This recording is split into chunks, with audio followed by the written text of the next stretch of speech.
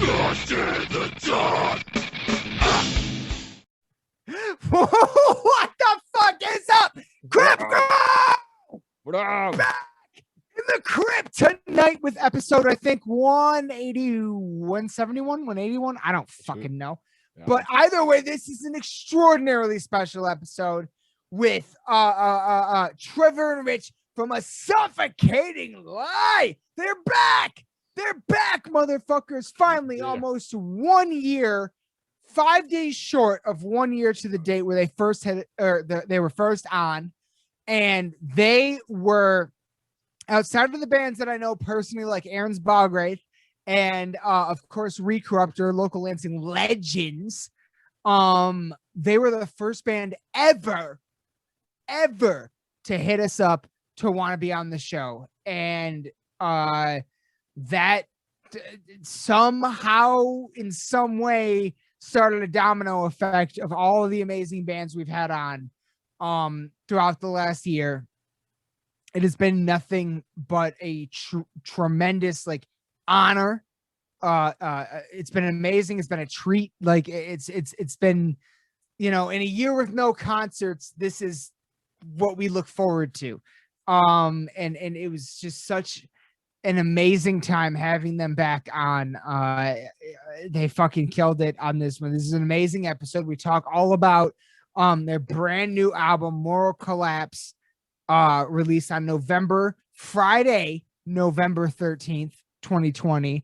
They were, the last time they were on was episode 130. Not only were they the first band to hit us up that I didn't know personally already, it was the second ever video podcast episode we ever did.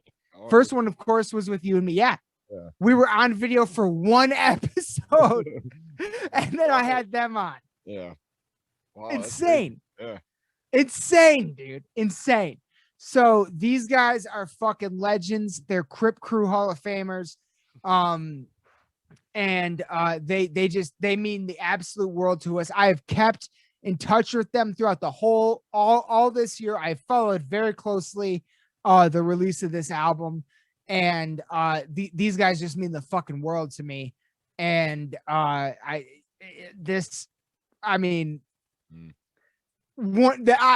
would say this is one. I know I say this a lot, but I would say this is one of the best episodes we've ever done. Yeah, it was fun. It was, well, I guess you should probably talk about like that in the outro. But it was like for me, because like I mentioned before, I wasn't on the last episode with them.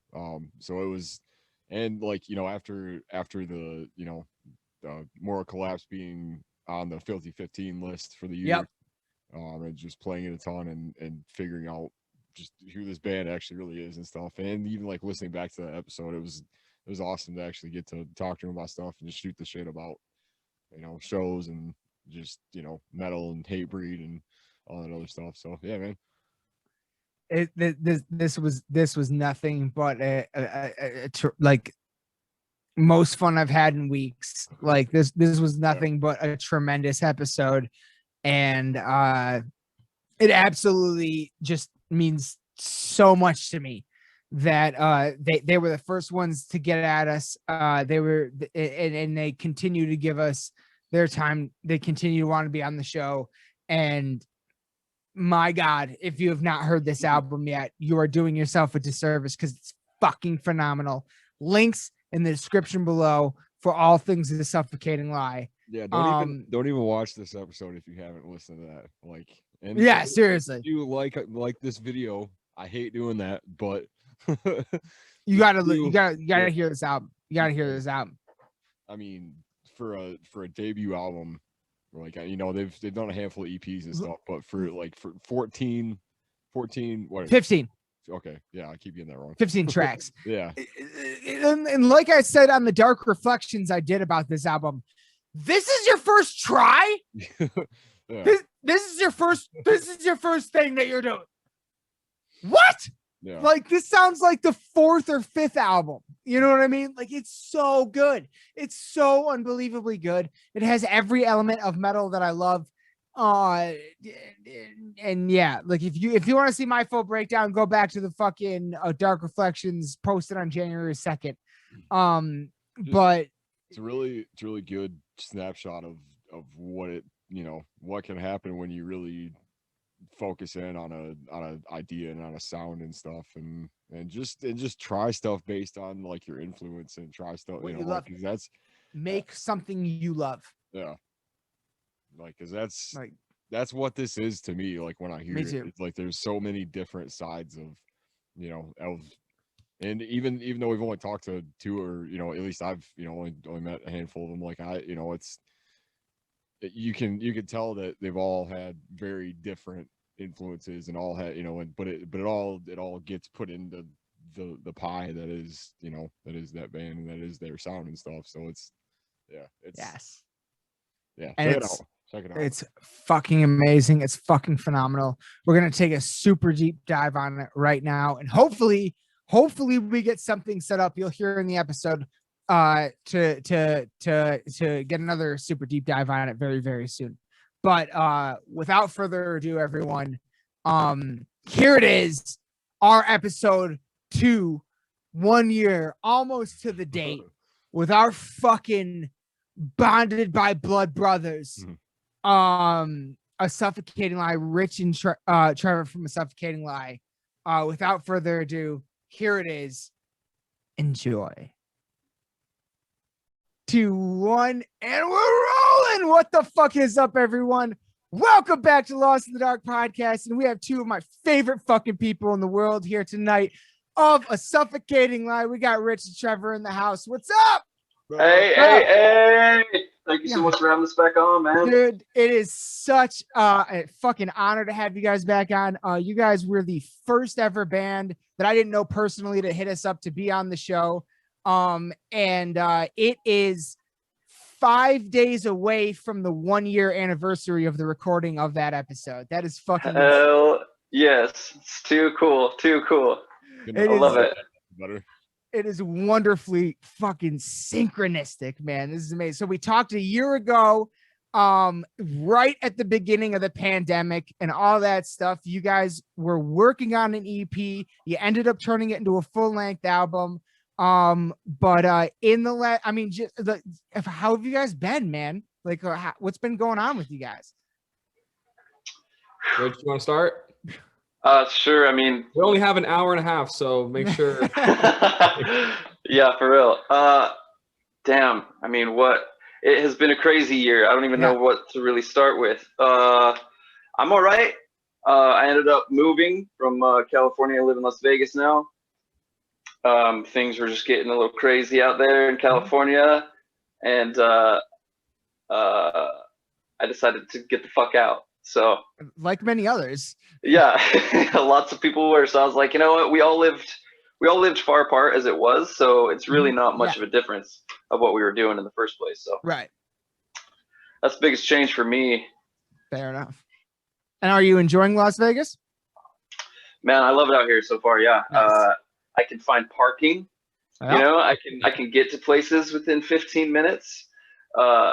And I have, you know, my own place without people having to deal with. It's great. Hell yeah. Hell yeah. Glad to hear that. Man, I was just thinking before we got on, right? You know, I did the same thing as you, Burton. I looked and I was like, man, when's the last time we got on a call? I couldn't believe it's been almost a year. I know, right? It's been absolutely incredible. You know, kind of like Rich, I'm kind of sitting here like, okay, well, what's changed over the past year? And I'm more asking like, what has not changed over the past year? You know, it's been consistent, you know? Yeah, for me, man, I have a job switch up. I run a couple businesses now. And I am working all online. So I basically kind of travel around right now. I spend most of my time in Idaho.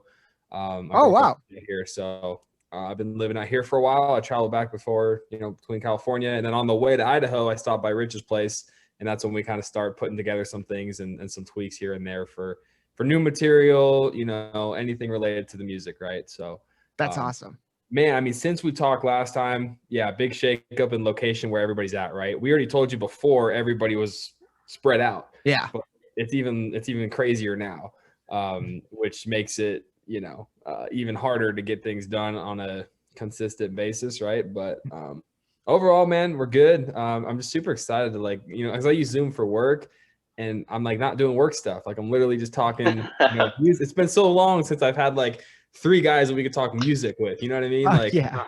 I'm excited, man. Hell yeah. No, I'm ecstatic to have you guys back. I've been talking to you guys on and off all year, and just been following you guys so closely. And it's just really awesome to have you guys back. And yeah, we really appreciate that support, by the way, too. Oh, we really for real, dude. Seriously, it means more than we can say. Oh, yeah, it's likewise, very much so. Like, and everything. Yeah, I'm absolutely loving everything you guys do. And let's fucking just like, I have so many questions. Let's just dive right into the moral collapse, everybody. Let's dive right into it. First of all, one big question I have is about the artwork. Who did the artwork, and where did that come from? So me and Trevor, so there's kind of a big story about the artwork. We had original artwork for the EP right already made, and then we redid some stuff. So me and him just kind of kept talking about different ideas back and forth, and we finally kind of came up with what you see, just like we wanted like an apocalyptic, swampy, and then I came up with kind of like what if we mixed that in with like the underworld, as like Hades in the underworld. So that's where like the hands and skeletons kind of came. We just mixed it all together, and Trevor, you found the artist. Yeah, man, these days you can find a lot of people online.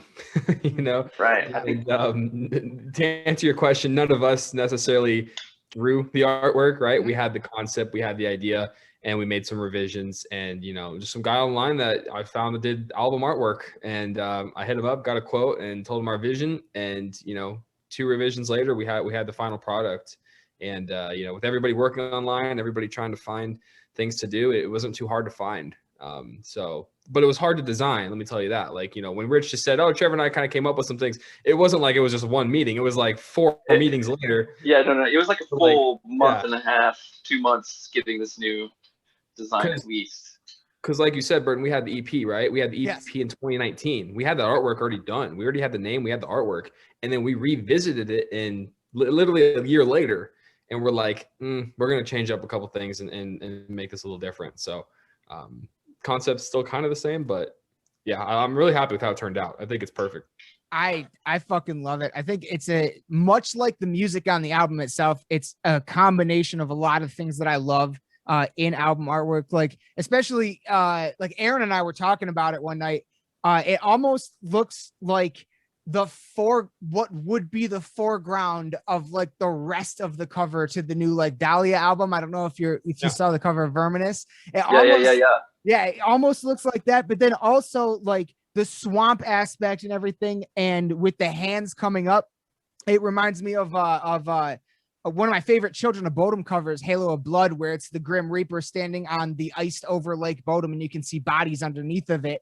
It's like so many cool, awesome elements of shit that I already love. And I love this artwork so much. Fuck yeah, thank you. Yeah, we put a bunch of like different random things in there that I just was like, I want it to be kind of like you can keep looking at it and see different things. And like, you know what I mean? Yeah, and that's exactly you see it once and it's like, yeah, that's cool. But the more you keep looking at it, the more there is. Yeah. You definitely see a lot of like the layering and stuff. It take a while, but I always really like when you can look at a cover and tell kind of like as you're listening to it, it takes you into what you're looking at. So it kind of songs and stuff, which I really like about this whole. I mean, it just like it's something we were talking about as far as like listening to it top to bottom. It's one of those that you just start it and I just have to hear the rest of it like from top. Hell yeah! Perfect. I love that. Thank you. We best compliment, dude. 100%. And even when you finish it, you're like, let's play that again. And fucking. Like, yeah, dude, the song Apologies Overdue is every, like, I have like a little playlist that I listen to before every podcast to get pumped up. That's on there. Like, I have to hear that before like every fucking podcast, dude. Like, it's such a good song. Fuck yeah, thank you so much. So I did want to ask you guys, because like when I talked to you last time, it was you had the EP done. You said you had, but how long was the EP originally going to be? It was only going to be 4 songs. 3 or 4 songs, yeah. 3 or 4 songs. We had 4 because we had 4. People. 4, okay. And then, but you also at that point in time, you did have a full live set, and then you also said that you had like a few songs on the back burner that you're still like keeping back a little bit. So, how many songs did you have to write to complete this album, and what was the writing process like for it? Oof, go for it, Rich. Whew. All right. So, I mean, as to how many songs we had to write, it was more of how many songs we had to cut down to put on the album. We had fucking like maybe 20 something songs. We just had tons of ideas going crazy, and then we kind of were like, all right, I'm fucking with this one, kind of not fucking with this one, and then we had some unfinished songs that we just were like, we decided to just not finish at the time as well. So it was more of, we had to like decide which ones to not put on and save for maybe later and work on later, which was cool. I've never had that problem before, so that was a nice problem. Good problem to have. Yeah, it was a nice problem. As for the writing process, Trev, do you want to take over on that? I was gonna ask, because you mentioned that you guys are all in separate locations. Is that still like how does that play into the whole process? I've always been kind of interested in hearing that, because I don't know, like as far as like the the traditional way of just everybody getting in the room and just being all in the same spot, and the whole creative side of it, I feel like you kind of miss out on that. So I was just wondering what that's all like. 100%, man. That's a great point. There's some pros and cons I think we found to the writing process that we had. I think the pro that we had throughout this experience, if we leave off of when we last, met up with Burton here on the podcast, and it was a crazy journey, right? We talked about it. We're like, I don't know when's the next time we're all gonna be able to meet up and write. I don't know, are we gonna completely lock down again? I don't know if shows are gonna come back. We had so many questions, let alone like how do we write an album all together when we're so us being like, I think this was really cool because everybody in the band, this was their first full-length album, if I remember that correctly. So we put out EPs with separate bands, we've done that kind of route, but this was our first time. So we were it was all questions. Everything in this process was new to us. And luckily towards the end of, I believe, June is when we really were starting to able to kind of get together and start to put together some ideas we had. So to answer your question, Aaron, what we did was we would send back and forth material, right? So we would send back and forth material between all of us, and then we would kind of learn it and see what we want to keep, see what we wanted to switch up. And then we would meet up as a group, and then we would all record it, right? So like the first time we all met up in Big Bear in California, and got a little cabin in the mountains and was there for the whole weekend. And that's where we put together a lot of the first initial, I would say 3 or 4 songs, kind of getting them structured, switching things around a little bit, and really putting together the pieces, right? And then we did another one in, I believe, LA, where we did a whole other weekend, and we did that as well. We put together, another 3 to 4 songs, fixing some last minute touches, laying down some vocals and whatnot. And then we met up at the rehearsal studio, I think, for the final couple meetups, and put together everything there. So that was cool because we had to do it online, the initial stuff, and then we were able to all meet together and put down the tracks and vocals and whatnot for the most part.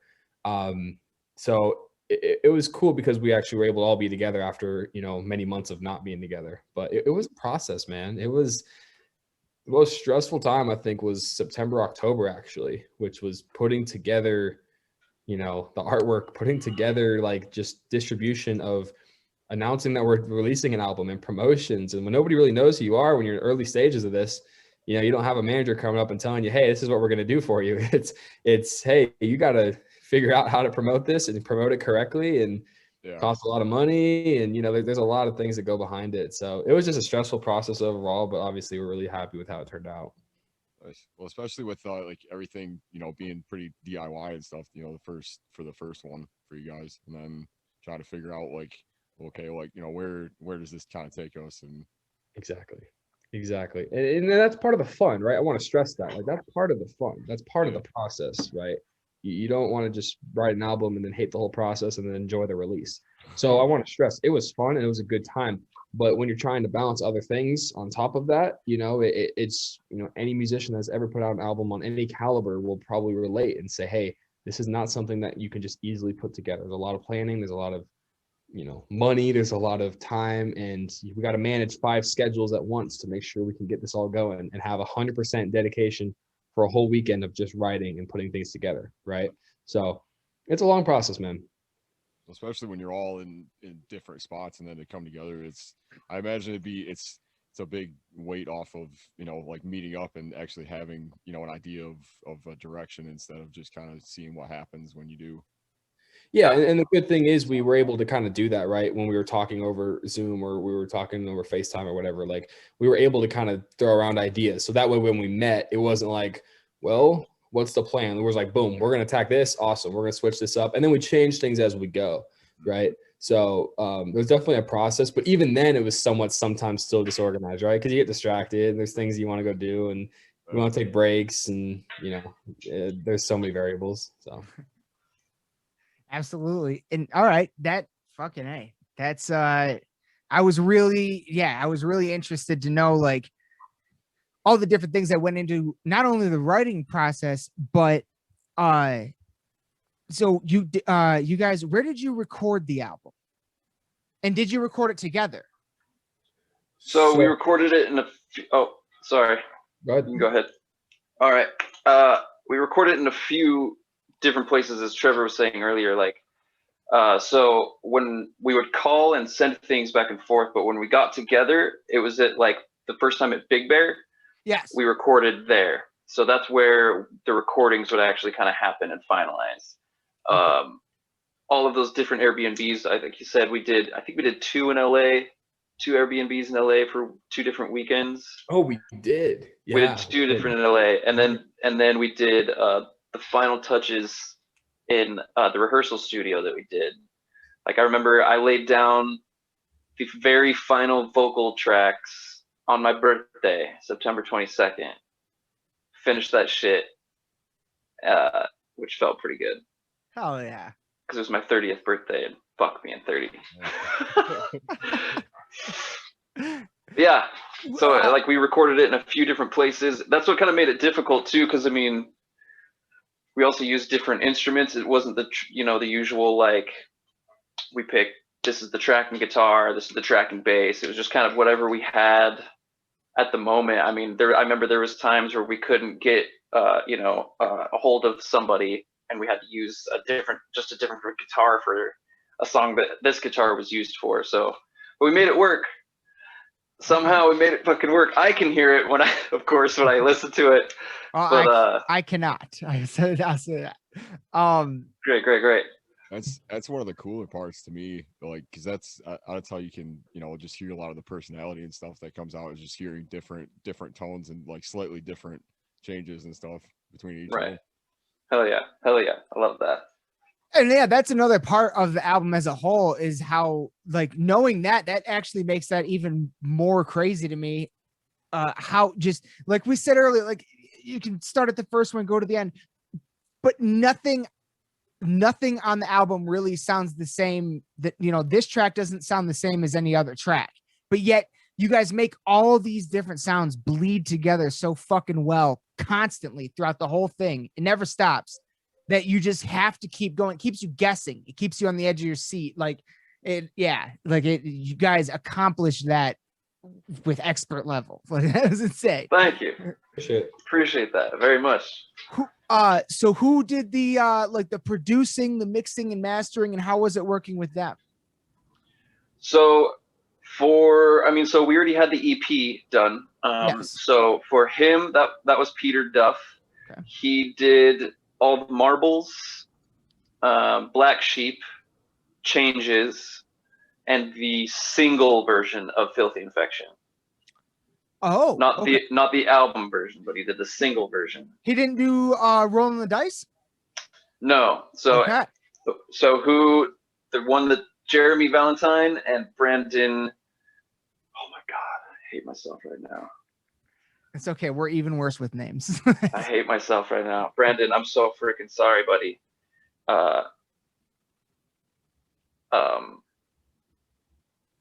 You're gonna have to give me a second on that. It's all good. All good. I feel horrible. But they did the rest of it. Okay.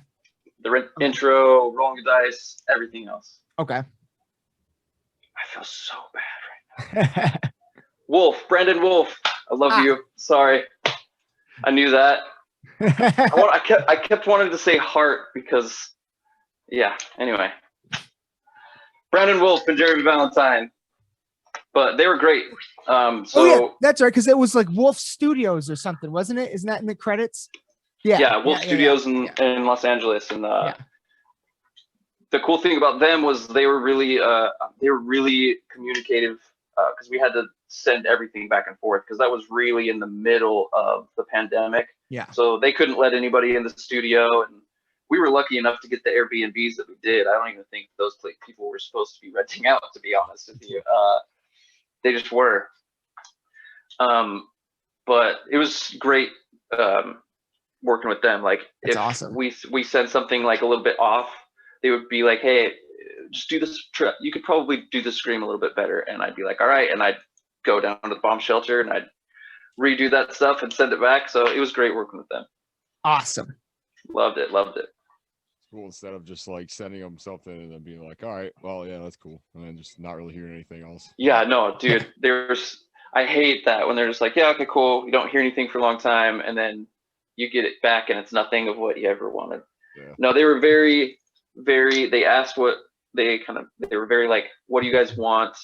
They kind of heard the songs and knew the sounds too. I mean, almost the first time they sent a few back, I was just like, yeah, this guy knows. Like, I remember when they sent Following the Leader back, it blew my fucking mind. I was like, yeah, okay, this is, they know, this is great. Fuck yeah. Oh, that makes me, because a lot of the bands that we talk to are at the beginning of their career, and I love when I get to hear, like, when I get to talk to them, especially bands that have released full-length albums with producers and things like that.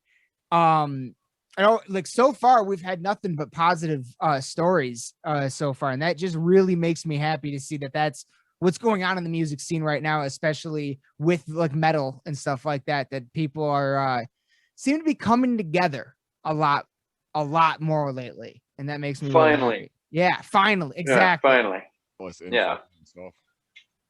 Yeah, exactly. So definitely one thing that Aaron and I fucking love about this album that I do not feel like we get enough in metal anymore is you guys use some absolutely incredible samples. Yeah. Thank you. Oh my God, dude. That fucking breakdown with the Joker thing. Every time I probably almost crashed my car like 4 times because of that fucking thing, dude. Because I lose my shit, man. So like I was wondering where this, not just that one, I was wondering where the decision to use that came in, but I especially want to know about who wanted to bring in the Monty Python sample. Because I was like, you gotta be fucking kidding. Yeah. So there was a few different people. So one one is a past member. Okay. Topher's no longer with us. Okay. But he was the one that came up with that Joker. Okay. So okay, I remember cool. when he showed us that, we all went ape as well. Like, we pretty much lost it. Dude, it's so fucking cool. Fucking incredible. And the Monty Python makes me so happy that you know this. That was me. I was the one that was like, we got to put the Monty Python in. And yeah, when I saw that you knew that, I was like, oh my God, yes. Because I'm pretty sure I was the only one in the band. Like, when I suggested it, everyone was just like, okay, I don't know what the fuck that is. Like, oh shit. They're just like, whatever. Oh, man, I was like, oh, it's dude, classic. What the fuck? I grew up on that shit. I grew up on the fucking Holy Grail, the fucking the Dead Parrot skit, like yes. Life of Brian, like all of it, dude. I fucking love Monty Python. My cousin and I, yes. the co-founder of this show, we are like the to this day, we cannot watch the fucking the rabbit scene in Holy Grail without fucking pissing ourselves, dude. Like, So shit is good. Run amazing. away. Run away. All right, but also there was one other. There was one other sample I didn't recognize it, where someone goes, "It was a privilege playing with you guys tonight." Oh yeah. That is from Titanic. No, that shit. is right as the boat is sinking, as the ship is going down. Okay. That's cool. Oh yeah. Gentlemen, it has been a privilege because I used the reference king, can't be king of the world unless you're willing to drown, or whatever the fuck I say. It's been so long since I even say that. And so it's called Bottom of the Ocean, so we were just like, Titanic. So shit, it worked out. dude. That's clever. I like that a lot. I didn't even put that together. Fucking A. I like that. Yeah. So there's awesome. I do that in a few, so I'm hoping some people catch it. But cool. It's cool that, like, I had no idea. I don't really watch movies, to be honest with you. So it's like I had no idea what kind of sample these guys were putting in here. and so I knew the Joker one because I worked at a movie theater for a while, and I remember hearing that part, so I knew what that was. But everything else, I'm like, I don't know. But I think that's the cool part. Kind of going back on your writing process question, Aaron. Like that's where, like, we were very, like, lenient on, like, ideas, right? I think this was everybody's full length album. Like, let's throw things in. I would have never thought of these kinds of samples, completely honest. Like, I would have never have, like, hey, let's put movie clips in here. But, it's just, we want to have fun with it, and, for Rich to have that in one of his favorite movies, or, even the rest of the guys with the Joker thing. Like, I think that's what makes it really cool and personalized. I 100% agree with that. I love that aspect of this album, especially it being your first full length. And I mean, because that is all right. So yeah, I'll go there real quick. So that is a question that I did not ask the first time you guys were on. Trevor, you said this is all of your first full lengths, but this is not your guys' first projects. This is not the first bands you guys have been in. So I'm curious about your personal music history, your original project or your first projects, and like how you even got into playing at all. Go for it, Rich. Oh man. So I'll try and make mine as short as fucking possible. So I mean, I've been in tons of projects I could not even count on. And did I remember watching something where or no, it's your bio where you said you guys started messing around to create A Suffocating Lie, and then Rich, you brought in members from previous projects. Yes.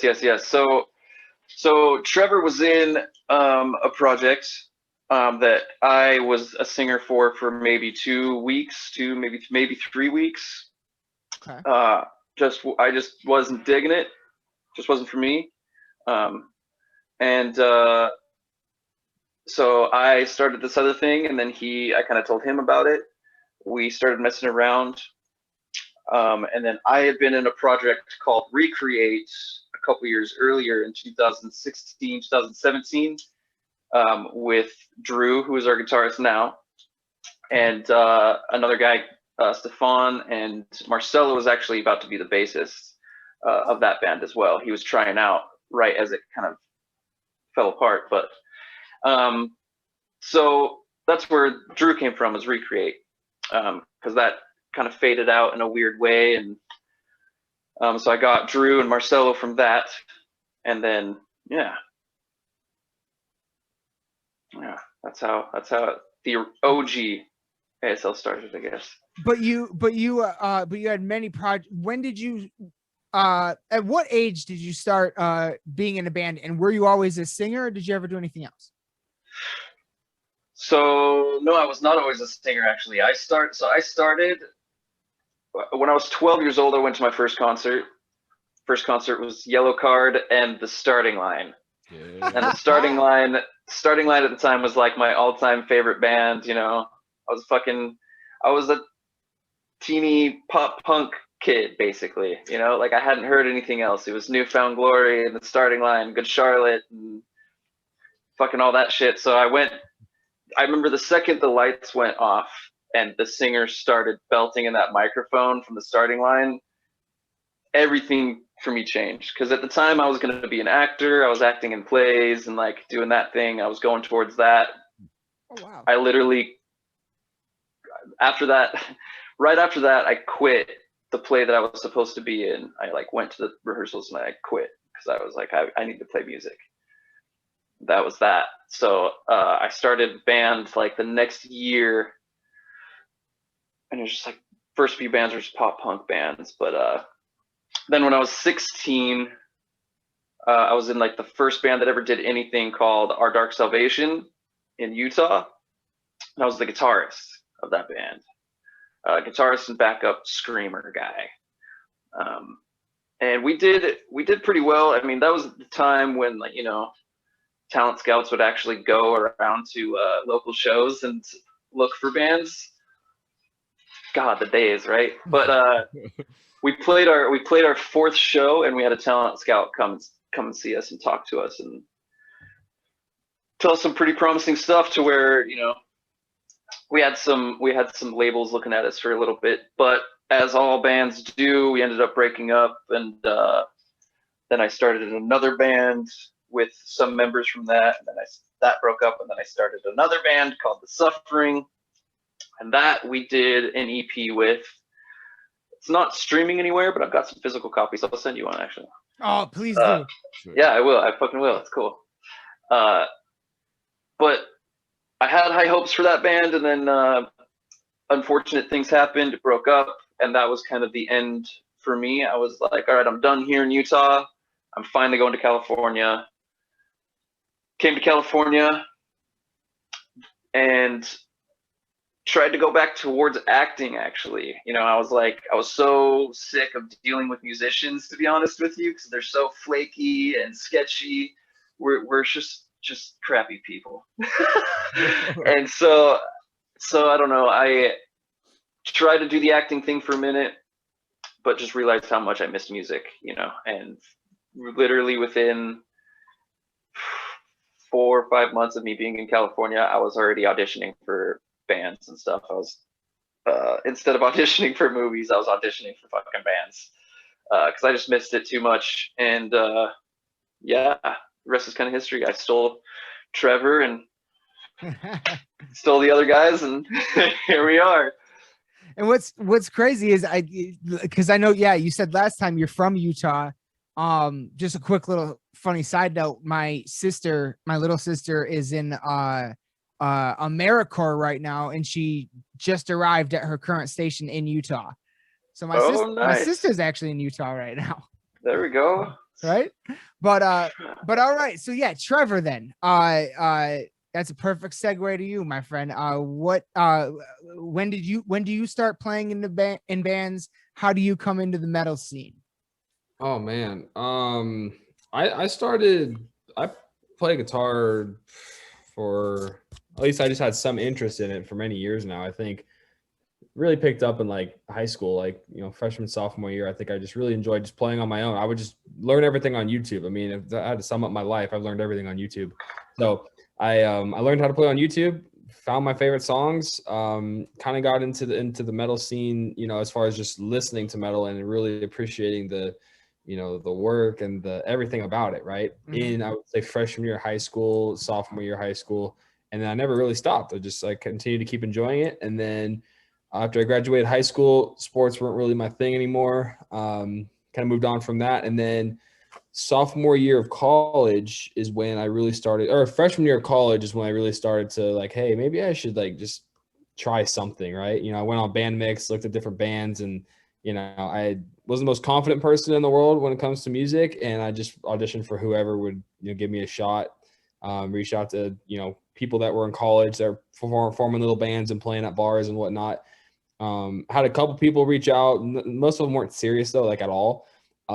Reached out to this one punk rock band. We got an audition set up the next day, drove out to Chino Hills, and you know, got the gig, and we played shows, I believe, the next, like, in like 2 weeks from then.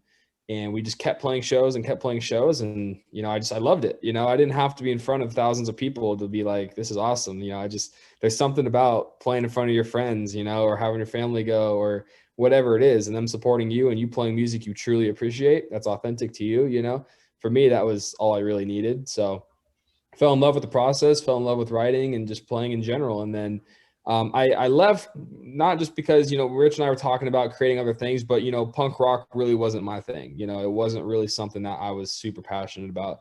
So again, the style wasn't really for me either. We auditioned Rich as a singer. He came in and, you know, he killed it. He did really well. And I was like, man, like, I think he's more my style of the kind of the music I'm going for. Right. So we talked about, you know, our vision of kind of what music we want to play. Right. And we both kind of just said like, hey, let's get something going here. Right. So we sent in the car there, we wrote down on our notes what we want as far as song structures. We wrote down the list. He came over every single week. After that, he got a job near my place. He would come over, you know, every Tuesday, Wednesday night. And from there, we put together the first couple songs of the record. The first one was Lost All Hope. And we put together that really early on. And, you know, from there, it just kind of became an addiction, to be honest. Like, well, we fell in love with the process, you know, him coming over, we had having nothing but a Line 6 amp and a guitar and a laptop and just a vision, right? That's what it was. So for me, it was really fun. And I just kept doing that. And then we got lucky enough to find Marcelo and Drew from Rich's past experiences there as well. And we auditioned them, and it fit perfectly. We practiced, we sent songs, we did all that, then did that little run that we had from, you know, pretty much August 2019 until March 2020, which feels just so short, you know, like we filled in so many shows and played for some big acts, you know, in the area. Big acts, some amazing venues. Like, yes, amazing venues.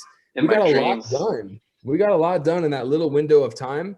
Right. And then, you know, things kind of fell apart there towards the end, but, you know, that's pretty much how I got, you know, into music. Right. Just, I love the process. I love everything about music in general. And, you know, I've been fortunate enough to meet people that are, you know, it's not always easy to meet people that are on the same, you know, not only dedication as you, but also just like they share the same style of music, you know. Dedication. It's extremely hard to find other metalheads. You kidding me? Like, yeah. And you know, that's something that where you find somebody, you latch on and you go, and it's a full-time job, you know, and you have to enjoy it. So that's kind of been my story there. Quick summary. That's pretty much, that's Aaron and I's story for this podcast. Pretty much. It's kind of really reflective. That's crazy. Hell yeah, man. No, that speaks to that fucking speaks to my soul right there. That's the spirit of metal. Yeah. It's true. It's cool to me that, you know, you took that and kind of just built off of it, and, you know, kind of ended up, you know, really putting something together as far as the album goes. You know, you keep going back to saying like, oh, you know, it was your first album, and it was something that you guys all really wanted to put something into. And I feel like as you listen to it, it's very, you know, it's pretty varied as far as where the songs go, and it feels like everybody kind of has their own like influence and stuff, and kind of speed with it. And it's cool that you can hear the really heavy stuff like the first part of the album, and like, you know, kind of sprinkled in there, but it's also got the, you know, a little more of like the cleaner kind of melodic type stuff. That's, you know, the bigger choruses and stuff, which I'm a huge fan of. Like, I love a big hook, and just something like that just kind of gets stuck in your head. So it's funny. It's funny you say that though, Aaron, because when I just said, you know, me and Rich meeting up, right, and talking about doing a band, the first note we took was big choruses. That's the very first note we took. We're like, okay, so so we're gonna do this. Awesome. I might even still have it on my phone. I don't know, but you know, what do we want? Big chorus. Cool. Big chorus. That's the number one list. So it's just funny you say it, because that was our goal. And, you know, I think a lot of the other guys, they had similar visions with that as well, which is why we molded so well on the album, right? But like you said, you can hear the differences, I feel like, in the uniqueness of the tracks, right? Rich's lyrical approach, or if that's, you know, the styles that we had. You know, we have, you know, Drew, he helps out with the drums a lot too, and kind of programming that for us, right? So we get his taste. You know, Toph, our last drummer, he had a lot of things with the guitar too. Like he was really talented on guitar and was able to put things together as well. You know, cello helped out with the melodies. So, you know, there was just a constant blend of influences that just molded together, which I'm sure every band will say that's huge. You have to have that. Exactly. And that's something that I've been seeing so much more lately, especially with newer bands like you guys. Like it seems like this, like now the subgenres are becoming more of like an adjective as a way to describe a sound, as a way, as opposed to a way to like pigeonhole a band or something, because nobody is one genre anymore. Nobody. Everybody's blending everything. And not only that, but especially with the big choruses, especially for me on If It's the Last Thing I Do, the way you guys blend that giant, amazing, addictive ass hooky chorus, but the way you're able to move into such a dominating and destructive breakdown, that seamless flow is insane to me. It's insane to me. I've never really heard it done like that before. I appreciate that. You know, that's so funny. That is the fucking number one chorus that I was mostly worried about. I remember talking to the guys over and over, like, I don't know if people are going to like the way that I sang that chorus, because I sang it, you know, at my lower octave and I wasn't as beefy as the other ones. I was like, I think that they're going to think it's just too off and off. I don't know if anyone's going to like it. And I've gotten complete opposite. So it's been fucking awesome, you know, so. That's sick. Good to hear. Good to hear. I love that. Hell yeah. So another thing that that's awesome though, actually. I love when I hear bands say like, we were really not sure about this, but everybody ended up liking it. Like I'm like, because I feel the same way about every time I release an episode. I'm always like, I feel like I fucked up something really bad. But like I just like fuck it, do it, and it turns out pretty good usually. So far at least. That's been the motto of the entire band, by the way. F it, do it. That's what it is. Literally. Hit the fuck it button. Hit the fuck it button. Fuck it. Exactly. That's what you got to do. I mean, that's what you got to do. That's what Rich and I said creating it. That's what I said when I started auditioning. That's what we said when do we have a plan to put together the album? Like you just do it, you know. Yeah. You just figure it out. I'm sure you guys had the same thought of the podcast, right? It's like, well, do we need these mics? Do we need just do it? You'll figure it out, you know. Exactly. I think more people need to adopt that because you learn as you go. Because if you don't just do it and you don't just put it out, then there's nothing out. So like you got to start somewhere, right? Like, boom, you got to start somewhere. And so just build like, build off of your, yep, exactly. It's been a big for me as far as doing this. It's just like, cause we don't really edit too much. Nope. And, you know, it's not like, anymore. Yeah. I always feel like anytime we post stuff, I'm always like, oh man, like, what if this happened or what? But it's like usually it's fine. Like you just it's kind of the same thing with writing music too. It's like you're your own worst critic, and it's like if you record something and you feel like you're fine with it, and then you come back to it, but it's too late and it's already like on the foot. You know, it's kind of what it is. Then you're like, you know, maybe I could have done this differently, or you like as far as like playing stuff live, even like you change it and you wish that it could be different on the album because it's how it is now. So. Right. Absolutely. That's funny. It's funny you say that. That just reminded me of like I actually did change a way that I did a certain part in Bottom of the Ocean because of I remember I played it live differently, and I remember watching a video of it live, and it was like cringe, ultimate cringe, horrible sounding, and so for the record, I scream it instead. What he said that. Cool. Oh, and you guys did change up the album version of Rolling the Dice, I believe, a bit, right? Filthy Infection. Sorry. Yes, we did. So yeah, we just kind of switched up, we sped it up a little bit, changed the chorus mainly. I just kind of fucked around. Just kind of like had a different idea. We're like, let's try it this way, just to see. I personally like it, but yeah, No, I actually love both versions, honestly. But I do think I mean, probably just because I've heard it more at this point, but I do think I leaned more towards the the faster version a little bit. Yeah. Now one thing that really sticks out to me. Now you already said it was harder. You didn't have to write any new songs for it. You had to narrow down the ones you already had, which means you might have already some more in the bank for something else.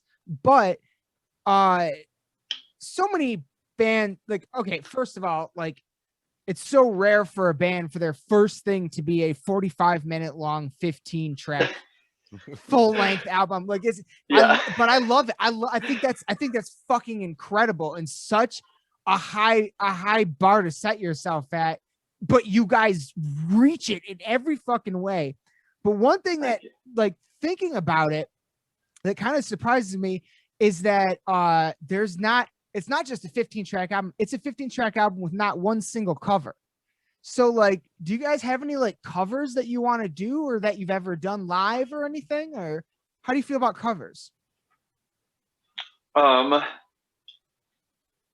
So I don't want to give a lot away. We're working on one. We're working on a cover right now for sure. I'm not gonna say anything else, but we're working on one. But we live, I think it was our last show that we got to play at the Whiskey. We were able to play, like, we incorporated a little part of Linkin Park right before we, like, go into changes. So that was fun. Which song did we do? We had so many ideas. One step closer. Easy. So yeah, we started with that, which got the crowd just amped. I mean, which was so much fun, so much fucking fun. Rest in peace, Chesty. So seriously. So that was fun, and then we were planning on doing some others live that we never got to do. But yeah, we're working on one right now. To release as a recorded version? Yes. Can you say, like, any of the other ones you were thinking about doing live, just like spitballing? So we were gonna do Chop Suey by System of a Down. Wow. But then August Burns Red released their version of Chop Suey, which is fantastic. Yeah. Fucking phenomenal. But once that came out, I was like, well, that idea's out the window. Right. Everyone's gonna think we're doing that. But yeah, Chop Suey, that was one that I remember bringing up that everyone was excited about. That we started messing with a little bit right before they kind of really shut us down, but never got to play it live, unfortunately. The song that we're looking to record for this cover, no one's gonna ever expect it. Rich doesn't want to record songs that people have already recorded, right? And I get that. You know, it's one of those things where it's like, I do get that. We want to show our, like, you know, own creativity, and like we don't get any idea of, like, how to do this from other bands, right? But for me, I don't think anybody's gonna see this one coming at all. Fuck no. That makes me really excited, actually. I like it when you don't have to answer this if you don't want to, but is it a metal song? We had the same. I don't know if I'm allowed to say. Okay, that's fine. That's fine. I don't mind. I don't mind. Right. I don't want you guys to spoil anything you don't want to spoil. So I will just say it's not a metal song. No, It's not a metal song. Oh, okay. That makes me even more excited then. That makes me, because I love it. Because I love it. My favorite covers are when I call it when bands eyes a song. So like Guns N' Roses Live and Let Die. They Guns N' Roses-ized it. They made it a Guns N' Roses song. You know what I mean? I love it when bands make it their own thing as opposed to just a carbon copy cover.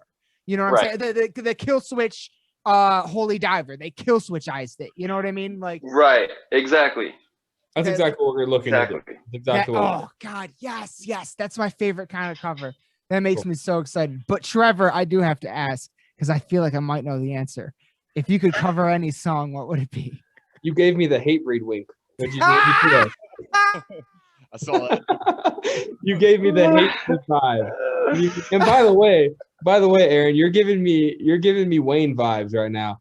I don't know if you guys are from the same area, but We are. Okay, cool. You sound like Wayne, man, from Hatebreed. It's so funny. I'll take it. It cracks me up, dude. I'm like, this guy's got to be a Hatebreed guy. I know. Oh, he is. And it's funny because yesterday we recently started doing these fucking hot sauce videos, and just yesterday we tried Frank's Hatebreed's hot sauce, and so that'll come out sometime early this week. I gotta get that. I gotta get their beer too. I don't even drink. Yeah, we were talking about that before we got on. We're gonna start trying different heavy metal bands' alcohols, and that's gonna be one of them. So all right, I'll get the beer from Hatebreed. I'll get it. We'll hop on another podcast. We'll do a review. Dude, I'll send you the link to get it. I found it last night. Done and done.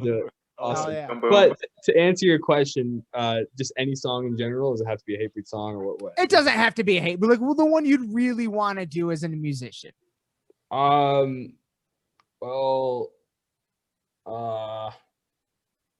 I'll just keep it to Hatebreed because that's my boys. I think a song that did a ton for me. I remember that like has really, really got me to a high level was As Die Hard as They Come. So I think if we could play that song, I think for me that would just be fun. That's a song that I am doing well because of that song. I'll tell you that. It's a good song. It's a good damn song. It's a good song, and I think just you know how I feel about them. It's not just hoorah, I love Hatebreed. It's like I really love Jamie's approach to music and lyrics, and how you take the standardized metal, lyrical pattern, and you flip it to where it's really positive and it's really upbeat, it's really upbringing, and it's relatable to a lot of people. That's the only real reason I like Hatebreed. I mean, I love the guitars, trust me, I love the breakdowns and everything, but like lyrically, I love that, and I love the optimistic view he has on things. So the uplifting, the PMA. Absolutely. And that actually moves perfectly into something I did want to talk to you about. Because the last time we were on, I asked you guys about gear, and you said, Trevor, you're an ESP guy. Mm-hmm. And I don't know if you guys have seen any of the recent shit we've done or not or whatever, but we at the top of the year, or at the very end of last year, we lost my fucking personal guitar hero, Alexi Lejo. That was a really big one for me. He was my I saw Burton 15 times every time they came to Michigan since 2008. And they were absolutely one of my all-time favorite bands. And I idolize him pretty much more than any other musician. And so since he died, I have been obsessed with playing guitar and just getting back into it. I've so much become an ESP guy because, of course, he is an ESP guy. And I actually just last week, it's funny you say that. Last week, I learned how to play the intro riff for As Die Hard as They Come. Check a lega. Yeah, dude, it's so easy, but it's so fun.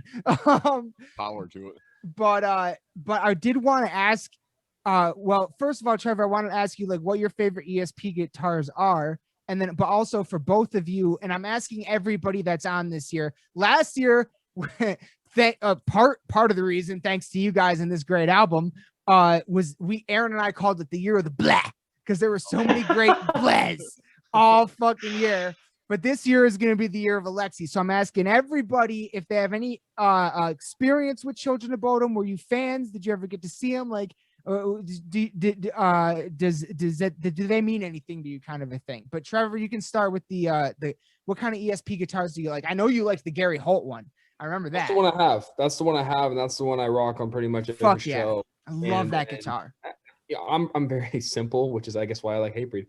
I'm very, very simple in things, and so I don't have many guitars. When I find one, I usually try to keep it and take care of it and lock it in. And those pickups that he has, everything that he has on that guitar already set was all I needed. I mean, those were the hottest pickups I could have probably gotten. What were they? What are they? I can't remember. Okay, no worries. They're his signature. They're his signature pick. Okay. But you know, as you can imagine, with him being, you know, Slayer and Exodus, they were hot. You know, they could pick up everything that you could possibly need. Yeah. I can't remember the exact name of it though off the top of my head, but you know, I mean, that's the one I play with the most. I just feel that ESP, whenever I would go to NAM, you know, a couple years ago, and that's really, oh my God, you've been to NAM? That's so cool. Yeah, it's right around where we're at in California, about 20 minutes away or so, Anaheim. And you know, I loved everything ESP. I'm not the biggest guitar nerd where I know everything about them, but you know, it just feels the most for me. I like it the best. Natural. And I like the simple Les Paul body shape. That's it. You know, that's what I usually have on everything. I've tried the flying V's. I've tried, you know, all these different, but me with a flying V just does not look sexy at all. So I'm just gonna stick with the Les Paul body shape. I have this Jackson has been probably the most durable that I have. I was gonna ask you. I remember you said you had a Jackson. I was gonna ask you which Jackson you had. This one is one I carry around with me everywhere. Okay. So ESP and Jackson, and this I kind of like put all my influences, all my past bands, you know, on the back of it. So it's, you know, Paper's up there. It's right there. That's awesome. You know, it's just it's a personalized guitar. So, you know, I'm in the market for another one, but I'm actually in the market for an acoustic right now. So, you know, I'll probably go with Taylor on that one. But yeah, man, I find one and I keep it, and I've had the Gary Holt one for probably 4 years now. So I'm the same way.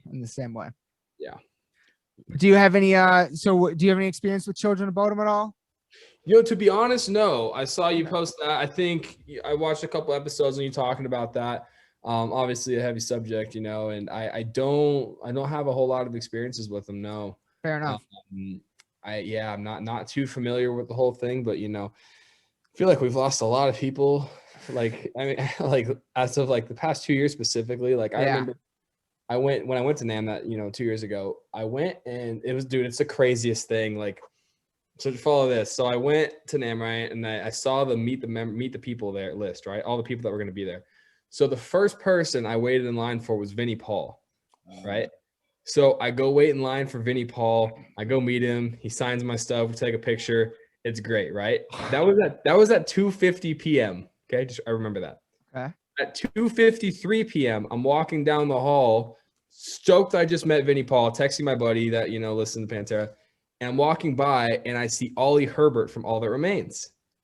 So I'm like, I gotta take a picture with Ollie, man. He's my guy. Take a picture with Ollie at 2:53 p.m. They both died that same month or something like that, like the same year. Jesus Christ. Isn't that crazy? That is insane. What are the odds? It's so true. Like, you know, the two guys I really wanted to see there, you know, Ollie, All That Remains was a big one for me. And obviously Pantera is just, you know, iconic. So, you know, such a bummer, man. So yeah, sorry for the loss on that. And there's huge suffer for the music industry in general. I wasn't a huge, I didn't know much about Children of Bodom at all, but I'm familiar with them, but didn't really listen. It's funny that you describe yourself as like, and you said this last time too, is liking the simple setup. Do you even use any pedals or anything? I have pedals now. Yeah. They are covered in dust because I don't use them live anymore. Okay. At the moment, but I do, but they're nothing crazy. They're just literally to block out your feedback, you know. Okay. That's really what I have right now. And I remember watching Wayne and Frank, you know, and that's really what they have is just a simple Marshall stack, and they hook up, and that's pretty much it, you know. And that's you know, in the past few months when I've taken such a crazy deep dive into Alexi's gear and everything like that, that's what he was all about too. Just like, he's got one pickup in his guitar, it's just a bridge pickup. He's got a gain boost on it, preamp gain boost, and he's got a simple Marshall setup with like two, like, I don't even think he's got like a whammy pedal and like a noise gate or whatever. And yeah, just like, because he's trying to essentially, because his biggest influences were 80s hair metal pretty much, and thrash metal, and black metal and classical. But the sound he's really trying to emulate is that 80s fucking just wow wow wow kind of fucking thing. And yeah, he just has the simplest setup. So it's funny to me that you describe it the same way in a lot of ways that he does. That's pretty cool. I just, you know, as of right now, at least, you know, there's not many effects that we need, I feel like, Yeah. especially in an album. If we go out and play and we go out and tour tomorrow, you know, there's no real effects I think I need other than maybe some feedback protection on my end, right? No, Now, I It sounds would, perfect. yeah, I would like to in the future explore some things for sure. I would love to Of course. explore different things, but at the end of the day, I don't want to go out, you know, out there on stage and like have to think about a bunch of, you know, effects. Exactly. I want to focus on playing and Yes. you know, I like that. Yeah. our first show, it's a whole other subject, but my first show, my guitar wasn't even in tune correctly. So my dumbass can't handle pedals unless I get my guitar in tune first. Yeah. Fair enough. Oh, that was rough.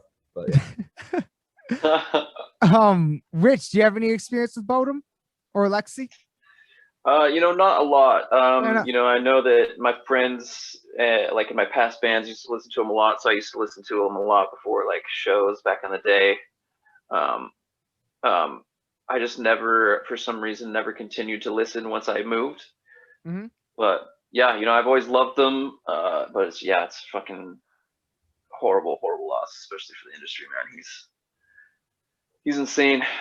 For me, especially like the way that he could fucking do those vocals and play what he could at the same exact time was mind blowing to me. Yeah. Just crazy. When we were talking about as far as like, you know, playing or just trying to like learn songs and stuff, is like even the simplest of his riffs are technical and are. Oh my God, for real. Yeah.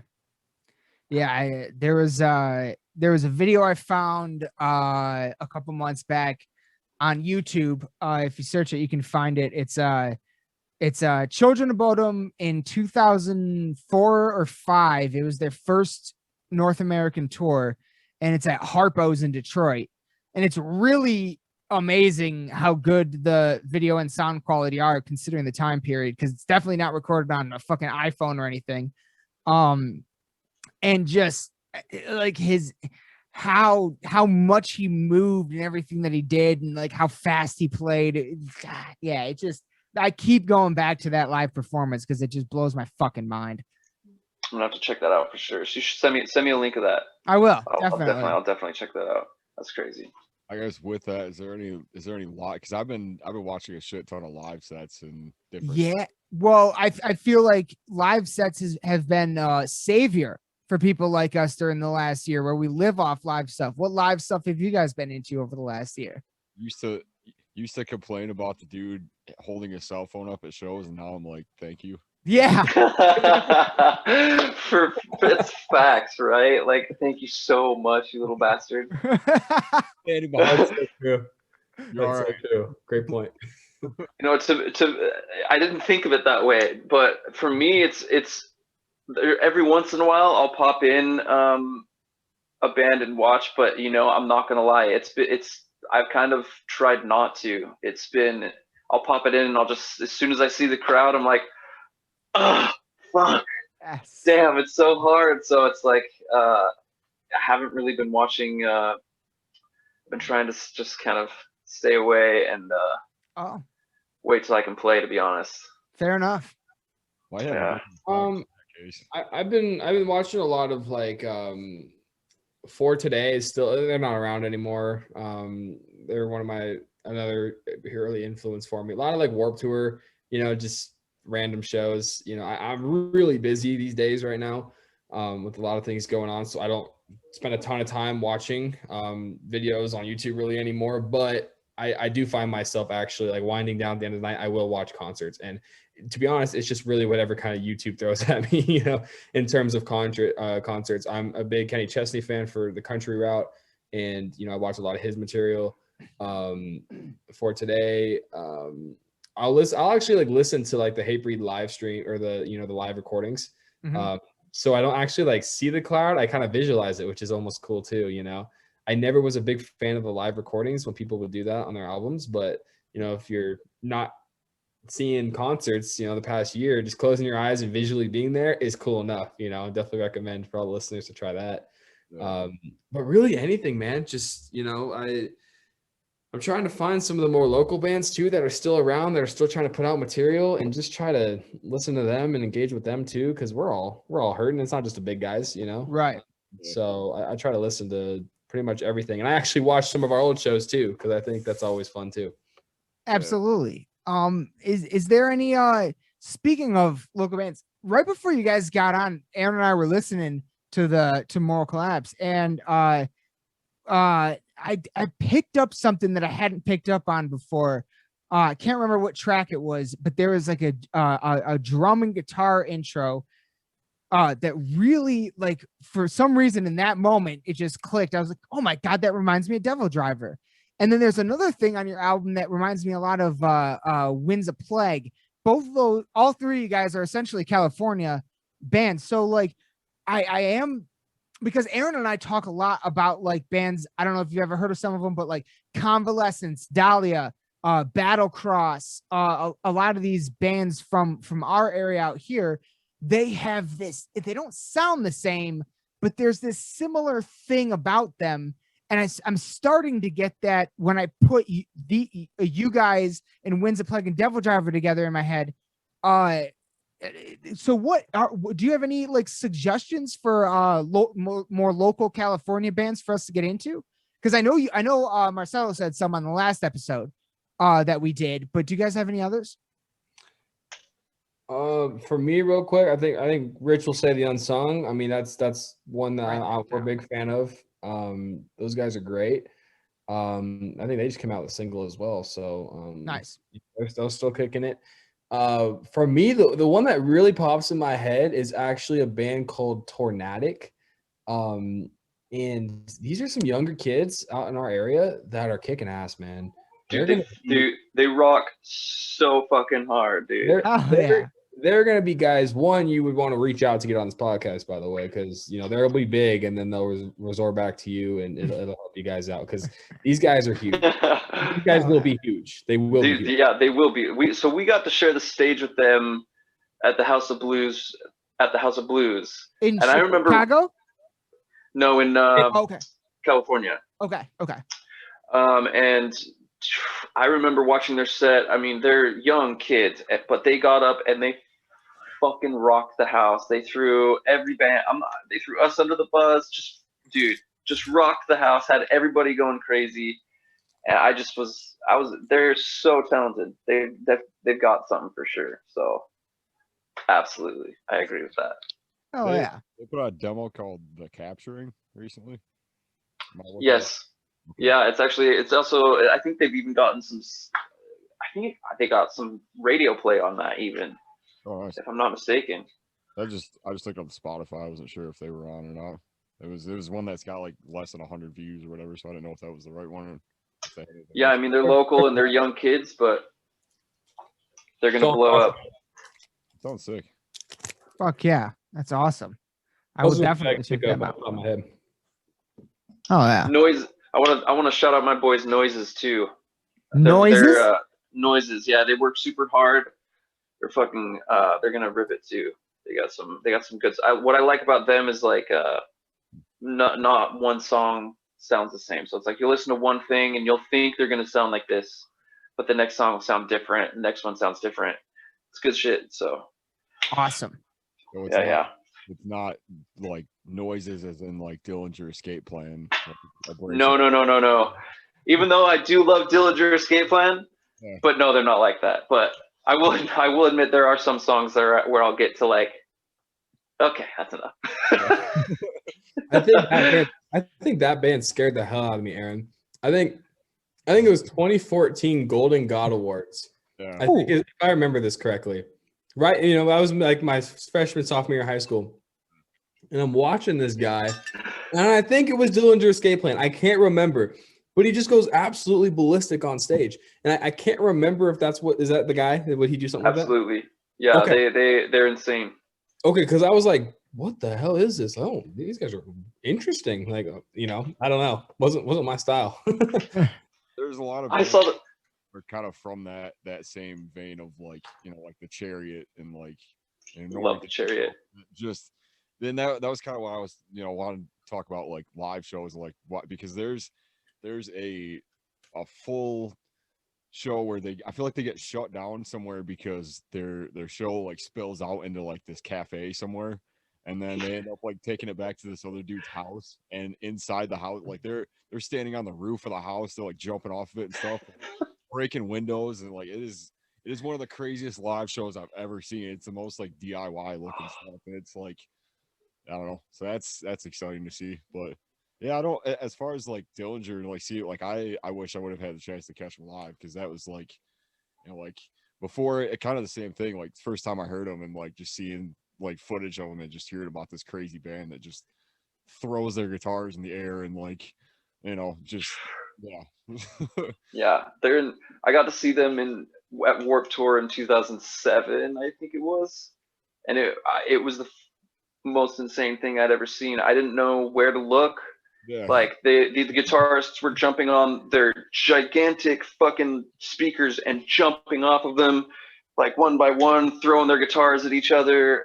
I was like, what the fuck is happening right now? And then, yeah, it was great. It was fantastic.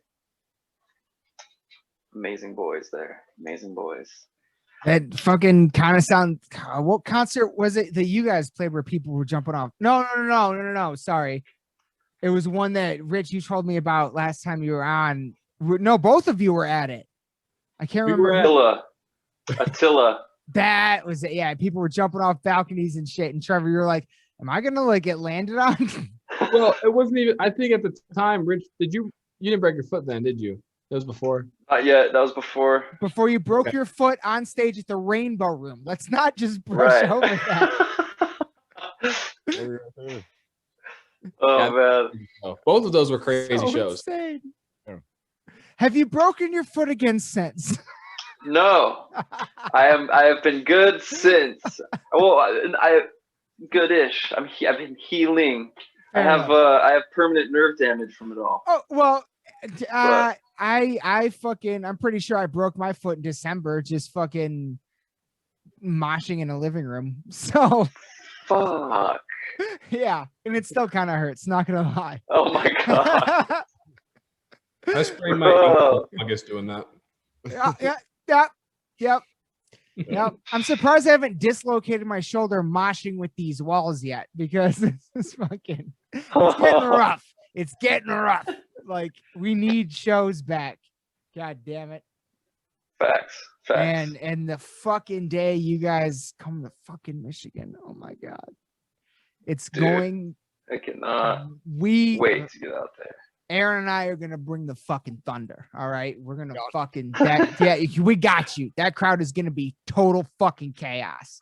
So fuck. Yes. What kind of crowd you bring? Just bring a crowd. I'm good. Oh, we got some wild animals up here in Michigan that we can bring. So, love it. Definitely. I get so do you guys? I was curious because. Do you have any what are you looking forward to in terms of new releases this year? Like right now, me and Aaron are super excited for this new Cannibal Corpse album coming out at the end of this month. Now I know Trevor, I know you heard the fucking Hatebreed album last year, and you got to know about the fucking Injusta for All coming out. So like, what's the release date for that? No, it doesn't have an official one yet, but he's on the podcast. He's saying probably like September-ish. Yeah, I'm excited for that one.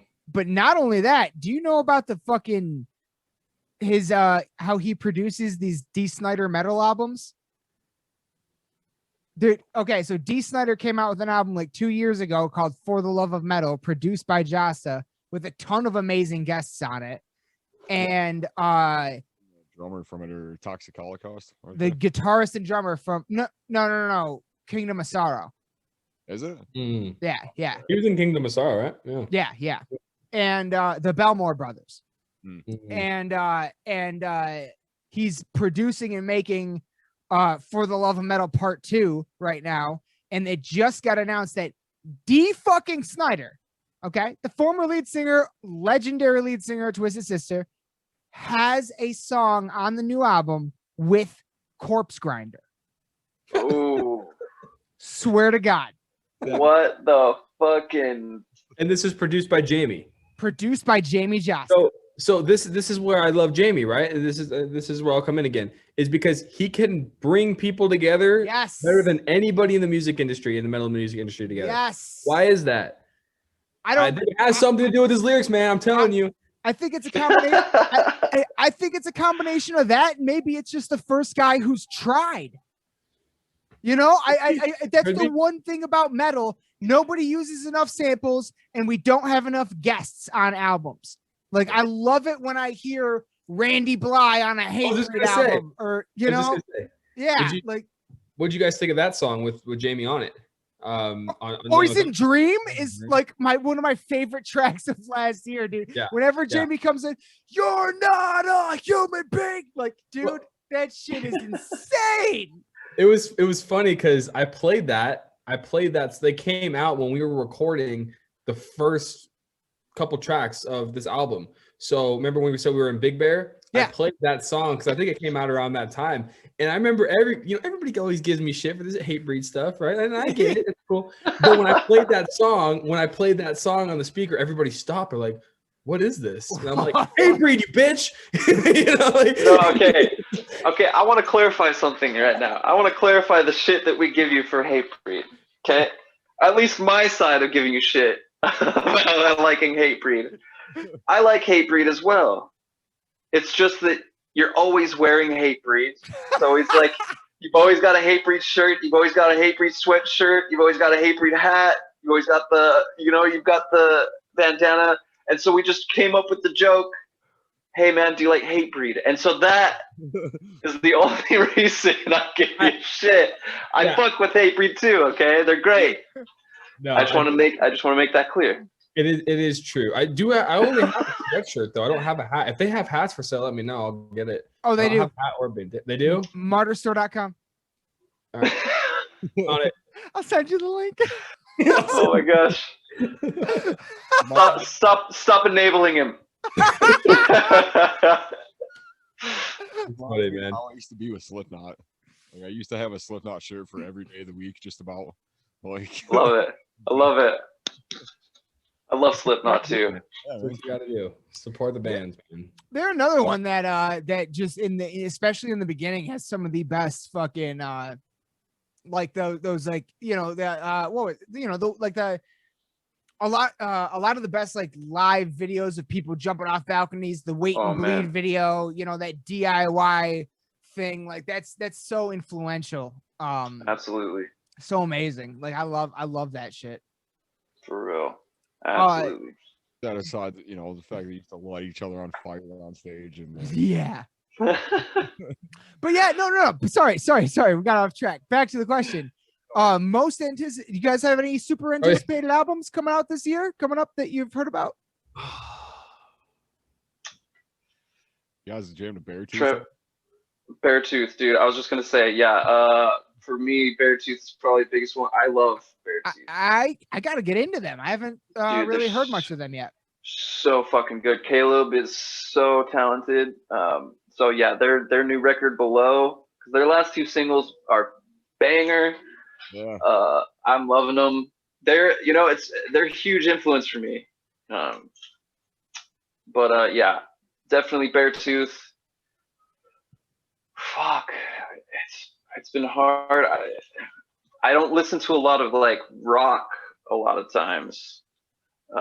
Yeah, I know. So like my anticipated are like Matt Mason's. He's like a folk acoustic. I'm excited for that. I will say the Brand of Sacrifice, their latest record. Holy shit. Yeah.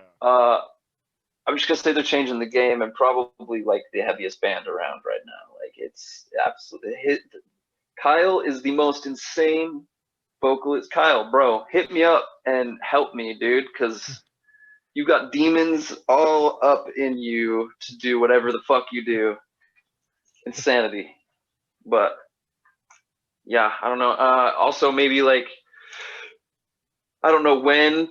I haven't heard the date, but the new probably a new A Suffocating Lie or something like that would be pretty cool. Hey, shameless plug.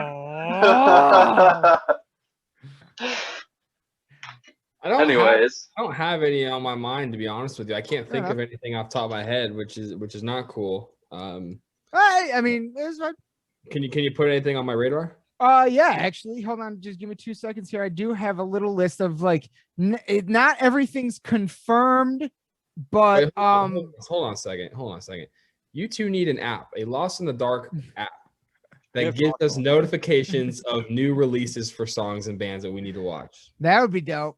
Homework. That's a good idea. Yeah, that's actually a really good idea. We have talked about doing the website thing, and Yeah. kind of in the works. But as far as like the whole website and stuff for just suggestions would be cool. Just because, like, think about it, like, you know, people like me, like, we love this music, but I don't have time to look through and say, hey, well, who's releasing? And you guys have a release radar section of, like, you know, everything you're anticipating or like that's coming in. I mean, I think that could be huge for some people. Right? Okay. facts. That's something I never thought of. All right. That's fucking, I'm going to look into that. 100%. There you go. But I do have a list here. But some of these are just potential. So potentially we might get a new, and these are just stuff that's on my radar. We might get a new Ozzy album this year. We might get a new Yeah. We might get a new Iron Maiden album this year. They might be working on something. We're not sure yet. I don't know if you've ever heard of them, a band out of Brazil called Nervosa. They did come out with an album in January, an amazing all-female death metal band, fucking phenomenal. We might get a new Guns N' Roses album. They claim they're working on something. Megadeth is definitely working on something. There's a band out of Florida, a death metal band called Accursed Creator that is working on something. If you've never heard of them, they're fucking incredible. Cannibal Corpse, of course, Jasta, of course, and then Alexi's project post Children of Bodom called Bodom After Midnight is releasing their final works on April 23rd. It's 2 tracks and a dissection cover. Supposedly Slipknot is working on something new. Devil Driver should have their Dealing with Demons Part 2 because that album was Part 1 coming out. The new Dee Snider album. Alice Cooper had a new album come out February 26th. The Convalescence is working on something new. Interpreter, a band that we interviewed on this podcast before, came out with a new album on EP on January 30th. That was fucking outstanding. Carnifex is supposedly working on something new. Ooh. And another band we've interviewed on here through Convalescence's, like Interpreter, through Convalescence's Legend recording agency, War is I believe WOR is in the studio right now, I believe. And that's all I got on the radar at the moment. But actually there's another one that I just discovered called Crypta. There's a band called Crypta coming out with something. And what's that one, Aaron, with the purple and green cover that we were listening to like 2 nights ago? Yeah, I was just gonna say that. Summoning the Lich. Yeah. That shit is hard. United in Chaos.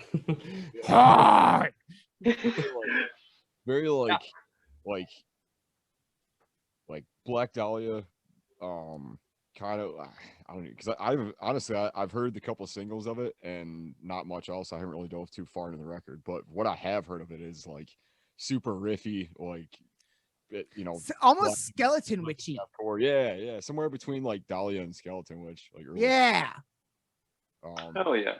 It was that like for me. It was I've been jamming to that Humanity's Last Breath recently. It came out. Vald, I think it's called Vald or something. I don't know. I don't know what language it's in, but it's thick. And then that Brand of Sacrifice, man, that has been kicking my ass. Right, dude, over and over. Yeah.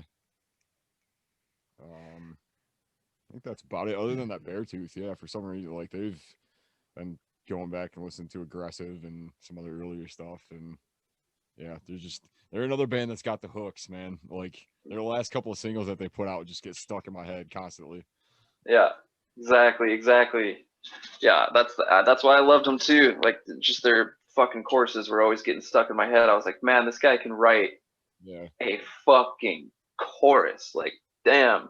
Yeah. And so I wish I could make one at that at that extent, maybe someday. But I think he's the king of choruses right now. Definitely the fucking king of choruses. Yeah. Woo. Hell yeah. I think that's about it for me. Obviously, Death Atlas.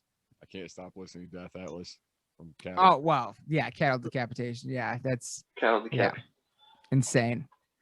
I do have one like, this is kind of weird, but I do, when I watched it, I actually thought of you guys in particular. Have you heard of this show called Paradise City on Amazon Prime? Or a movie that was American Satan that came out. So I heard of the movie, and I've heard of the show. I've been told to watch it. I just have not yet. I cannot recommend it to you two especially enough, because I literally, like, I had you guys in my head the whole time I was watching the movie and the 8-episode show. I was like, I really think Rich and Trevor would love this. I won't go too much into it. I don't know if you guys have ever seen Sons of Anarchy or Breaking Bad or anything like that, but it's basically the rock metal show of like that. Oh, hell yeah. And I found it one day on Amazon Prime, and I binged the entire show and the movie in one fucking day. I immediately became addicted. And Shit. I've actually watched it again since. Like, it's so fucking good. I love it. And yeah, I think you guys will too, because it's very LA based. It's very, For sure, they go to the Rainbow, they go to the whiskey, like they do it all, like it's so I'm like, God, they would love this. So, yeah, I think you guys would really enjoy it. Hell yeah, I'll definitely be watching it. Yeah, man, it's definitely something to check out for sure. But what? The movie's got quite a few bigger actors in it. Yeah. And well, the show does too. That the movie doesn't. It's mostly the same cast. Mostly the same cast. But like in the show, Randy Bly's in it. He plays like an a asshole lead singer of a band, which is hilarious. That's badass. Hobson plays Gabriel, the angel of death. It's what the fuck? Hell yeah. It's what I will tell you is that it's a modern day story of Faust, the musician that sells their soul to the devil. Got you. All right. Okay. And so yeah. And, so the devil's in it. In the movie, they tell you blatantly who it is, but in the show, it's kind of more of like a mystery. But you pick up on it. Plays the devil. Huh?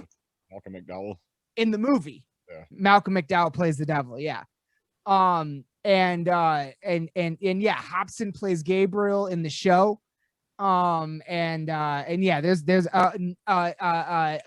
Nikki Strauss has a part in it. Randy Bly. Yeah, there's like a ton of like musicians that you know, people in the metal world love that make appearances.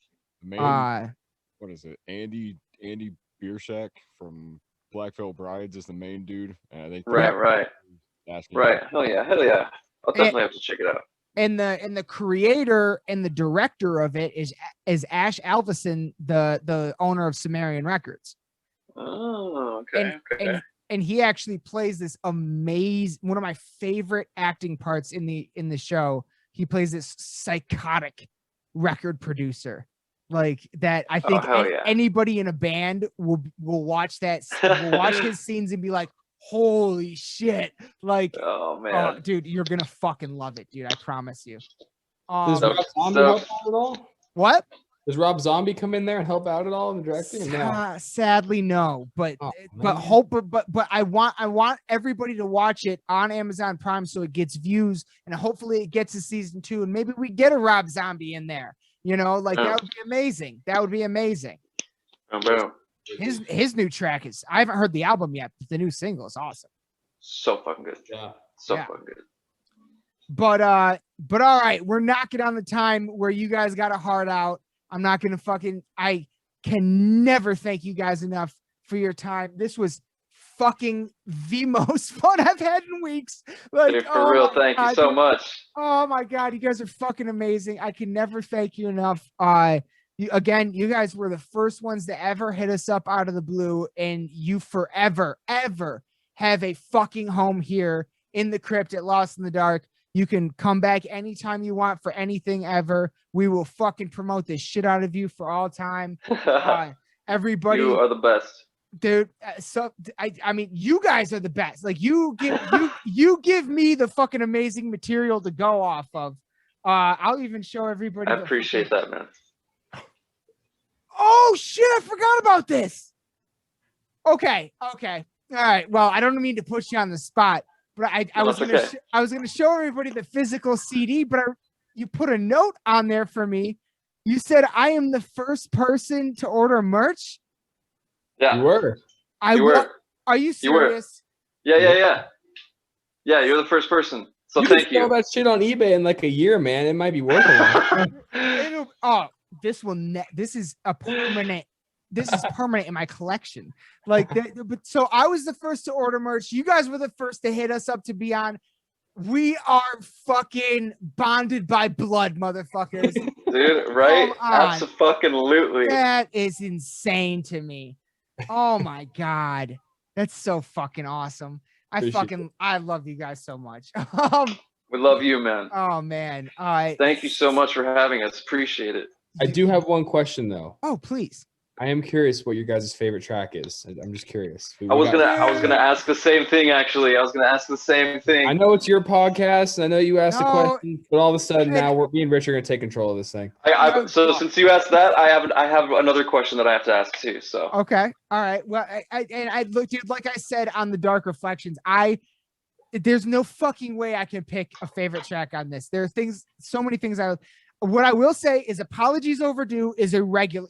I listen to it before every podcast that I do to get me pumped up. I'm dead serious. So that is that if I had to pick one, it might be that. But having said that, when I'm not getting pumped up for it, when I'm just listening or whatever, it's definitely between that, Filthy Infection, Autopilot, Vulture Pulcher is hands down one of my favorite tracks. And I think God damn it, it'd be between Rolling the Dice and Bottom of the Ocean. Like that, like the because isn't Bottom of the Ocean the one that has the piano? Dude. No, that is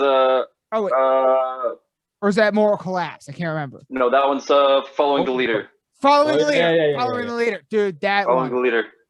And that was all Jeremy and Brandon. Brandon, dude. That shit is haunting. Right? I fucking love that. It's fantastic. Like there's no way, dude, because on an album that bleeds into itself and just moves, and like you listen to the first one, you go out, it's so hard to pick one because it's like a chunk that you love. You know what I mean? But like, yeah. So if I had to narrow it down to anything, it'd probably be Apologies Overdue, just because it's the one I've heard the most. But like when I'm just like listening to it, it's like those are the ones that's like every time they come on, I'm like, I'm almost getting in a car accident. Like, don't be near me. I will fuck everything up. Like, oh my God, I love those so much. But Aaron, what you got?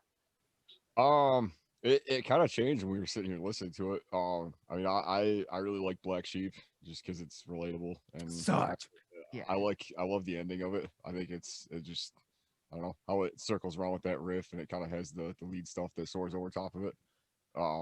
But I'd say Changes. I really like Changes a lot.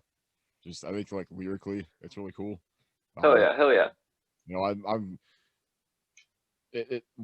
as far as like bigger choruses and stuff, I know we've talked about it quite a bit, but that's one that sticks out to me as far as just, again, just getting stuck in my head. And Apologies Overdue. And I wanted to say, because I love the way that A Different World and Apologies Overdue go into each other. And how it's all like the first part is very like it paints a picture for me, like the first all the samples and stuff, and then it just the way it opens with that Joker line and goes right into it. It's just that's it, probably those two. But yeah, man, it's Filthy Infection, Vulture Poulture is another one that for me just gets me going. That breakdown at the end is destructive.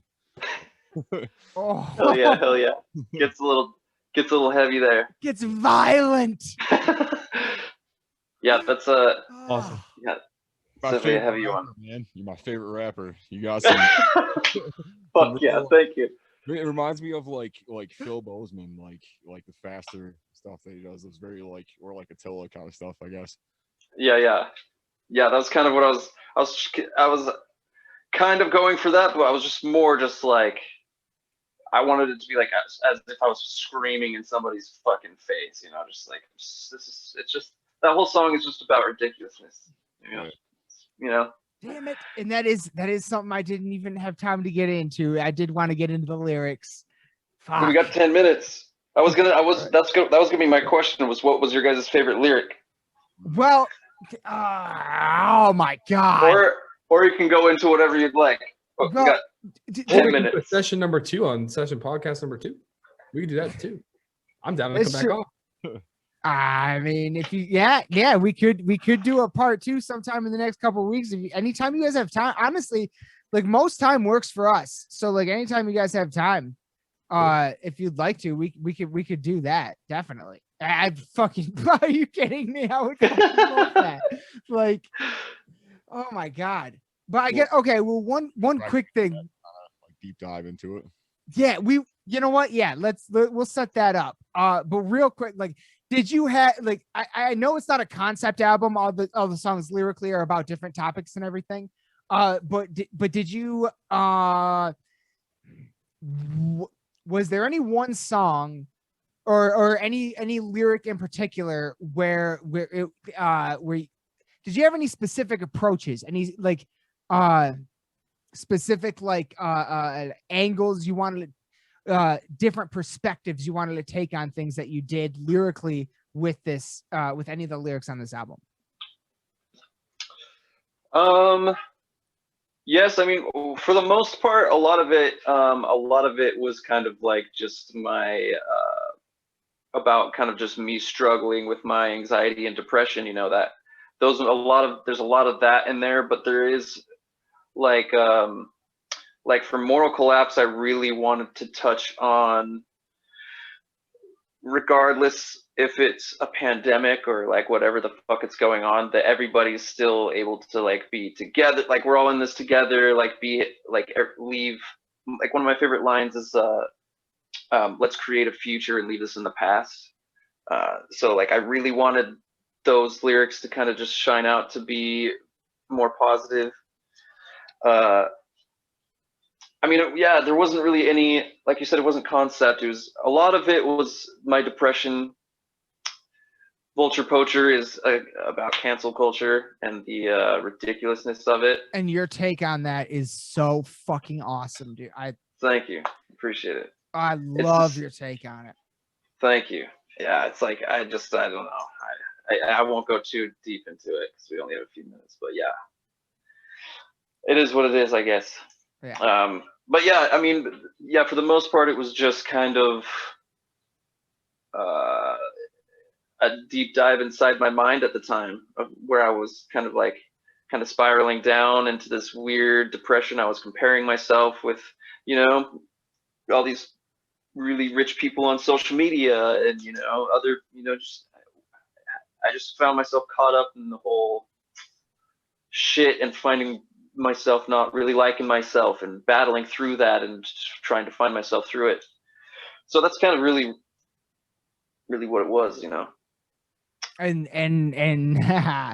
to bring it back in, like Josta says, comparison is the death of satisfaction. Yeah. That is something I think, you know, in especially today, so many people do struggle with. And I did get that from a lot of the lyrics on the album, but you know what? Yeah. Let's fuck it. If you guys are down, let's fucking schedule another one where we take a deep dive into the lyrics, and I'll come up with some other shit for us to talk about too. And let's do this again soon. I fucking miss you guys. Yeah. Like, fuck yeah. Not 11 months later, man. Let's yeah. Yeah, let's do, yeah. I'm so down for this. Let's do it. All right. God damn it. I fucking love you guys so much. Thank you. Fuck Thank you yes. so much for your time today. We can never, you guys are forever, like, God, you are fucking OGs here. We gotta you, get like plaques or like no, yeah. We were talking before we got on air, and I got some things in the works that I might need like your PO box or an address or something to send you guys some shit soon, hopefully, that I'm getting made up. But yeah, I can never fucking thank you guys enough. You guys were the first ones to ever reach out. We are doing this almost a year to the day later. Happy anniversary. Right, dude, this is so like synchronistic and amazing to me. Like I love it so much. I can never thank you guys enough for being on. All links in the description below, people, for fucking Moral Collapse. And guess what? This shit looks like 10 times better in person than my shitty camera can pick up right now. So like, get a physical fucking copy, get the fucking t-shirt, like get the support this, stream it, share it, fucking like it on YouTube, get it on Spotify, follow them on Spotify, Bandcamp, everything. Like fucking support these guys, because I like this album it deserves to be heard. And it's, oh my God, it's amazing. I'm going to yeah, I'm gonna fly this flag forever. So I can never thank you. Oh dude, thank you so much. It means so fucking much to me. You guys mean the world to me. I can never thank you guys enough for being the ones to reach out and being the first ones to reach out like that, especially from across the fucking country. It to this day blows my mind. Yeah. So the day we finally get in the same room, it's gonna be fucking amazing. I'm fucking telling you. We got something to look forward to, guys. Like, oh yeah, absolutely. So excited. We'll make it happen. Yes, Vegas is a cool town to visit. If y'all want to book a trip, we'll go out to Vegas and dude, meet up. we got a place to stay. Oh, yeah. All right. Well, we're getting to the point where that's getting on the table. Like we're getting right. We're getting close. We're getting close. So yeah. For a little while. Absolutely. Right. Fuck. I can never thank you guys enough for all the support. We can't thank you enough, man, for always having us on and everything, dude. Thank you so much. We fucking got your back. You guys are Crypt Crew forever, and this has just been amazing. And yeah, we'll talk as soon when we get off, and we'll figure out another date or something down the line or whatever. We'll figure it out sooner than 11 months later, right? So so definitely you guys will be back on soon. Thank you guys so much. Thank you. Fucking love you to death. And love you, man. Yeah, I will I'll hop off of here and then we'll wrap up. All right. For sure. All right, everybody. Thank you so much for watching. This has been Lost in the Dark. This has been A Suffocating Lie. Moral Collapse. Check it out. Links in the description below. Bang your heads. We love you all to death. Good night. Oh, wait. Oh, press the wrong button. There we go. Oh, my God. What about about that, yo? Like, hands down, one of my favorite episodes of all time. And, I'm going to get a little personal here. Full disclosure, I did go back and watch the first episode I ever did with them last night, and I was incredibly embarrassed. Again, they were like pretty much the first guests that I didn't know personally that we had on. I made pretty much every rookie mistake possible in that episode. It was very... But the weird part is before I watched it, looking back on it, it was nothing but like, I thought it was great. You know what I mean? Cause like we connected so well. Yeah. But like looking back on it as an interviewer or anything or whatever the fuck it is we do, I don't really consider these interviews, but I was like, oh my God, I need to redeem myself. And I feel like it did. I feel like this was way better I feel like I mean, it definitely helped that I kept in contact with them throughout the entire year. And it was just so amazing to finally talk to them, them again after I've fallen so much in love with this fucking release, the Moral Collapse, or just Moral Collapse. Sorry, A Suffocating Lie, Moral Collapse. And dude, my camera's dog shit. It does not do this cover justice. You gotta get it in person because the colors, the t-shirt, everything about it just fucking pops. And just besides the artwork, guess what? This shit is the Mad Notes, bro. This shit is the Mad Notes. I was trying so hard to work that in somehow, but it just so was I. happened. This shit is hard. Like, this shit is the Mad Notes, and it's hard. So, like, you gotta fucking check it out. Like, all the links in the description below. It really, like, it's one of those albums. It's one of those albums that you find in the recent years. Like, for both of us, I know for you, it's been a lot of Acacia Strain. And Convalescence. For me, it's been a lot of Convalescence and A Suffocating Lie. Like there's just certain albums, in War too. Shout out to War, WOR. There's just certain albums that just stick, man. They become a regular in certain playlists. Like I said during the episode, there's a track, Apologies Overdue, off this album that I listen to before every podcast that I do, because before every podcast I need to listen to some fucking metal to get pumped. Yeah. In very much the same way that every metalhead out there listens to metal on the way to a concert, right? Like, so it isn't very much that same sentiment that I'm going for. This podcast is meant to, not necessarily be interviews, but like, what if I met these people in a pit?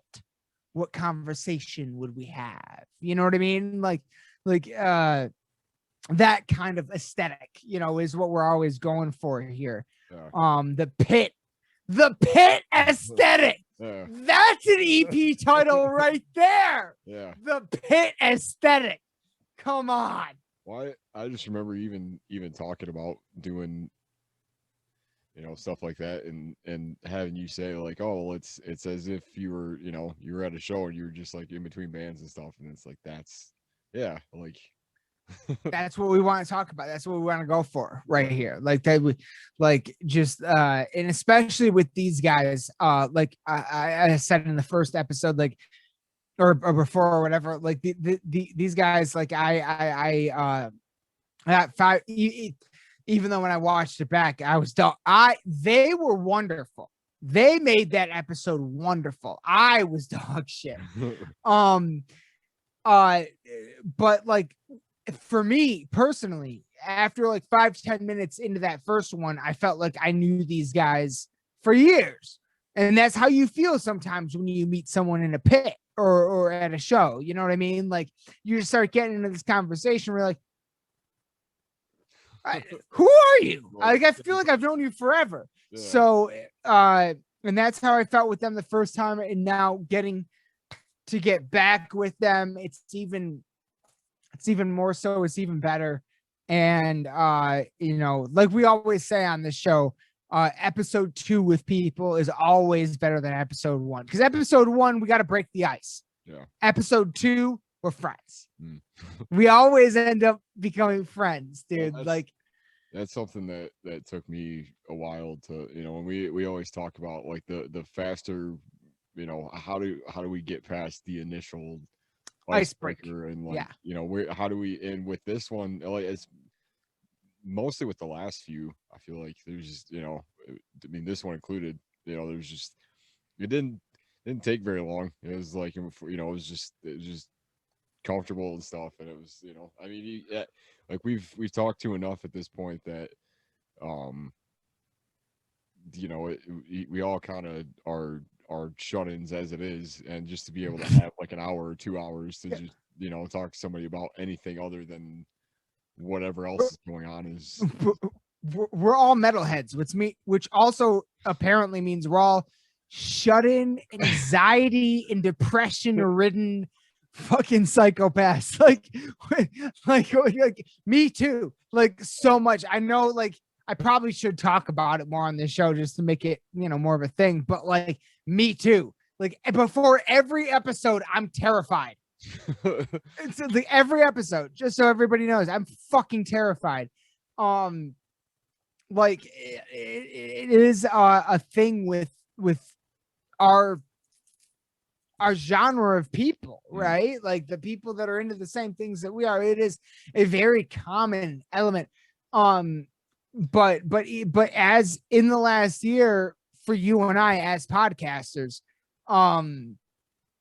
I do feel like we have done a good job at finding a way to break down that ice barrier.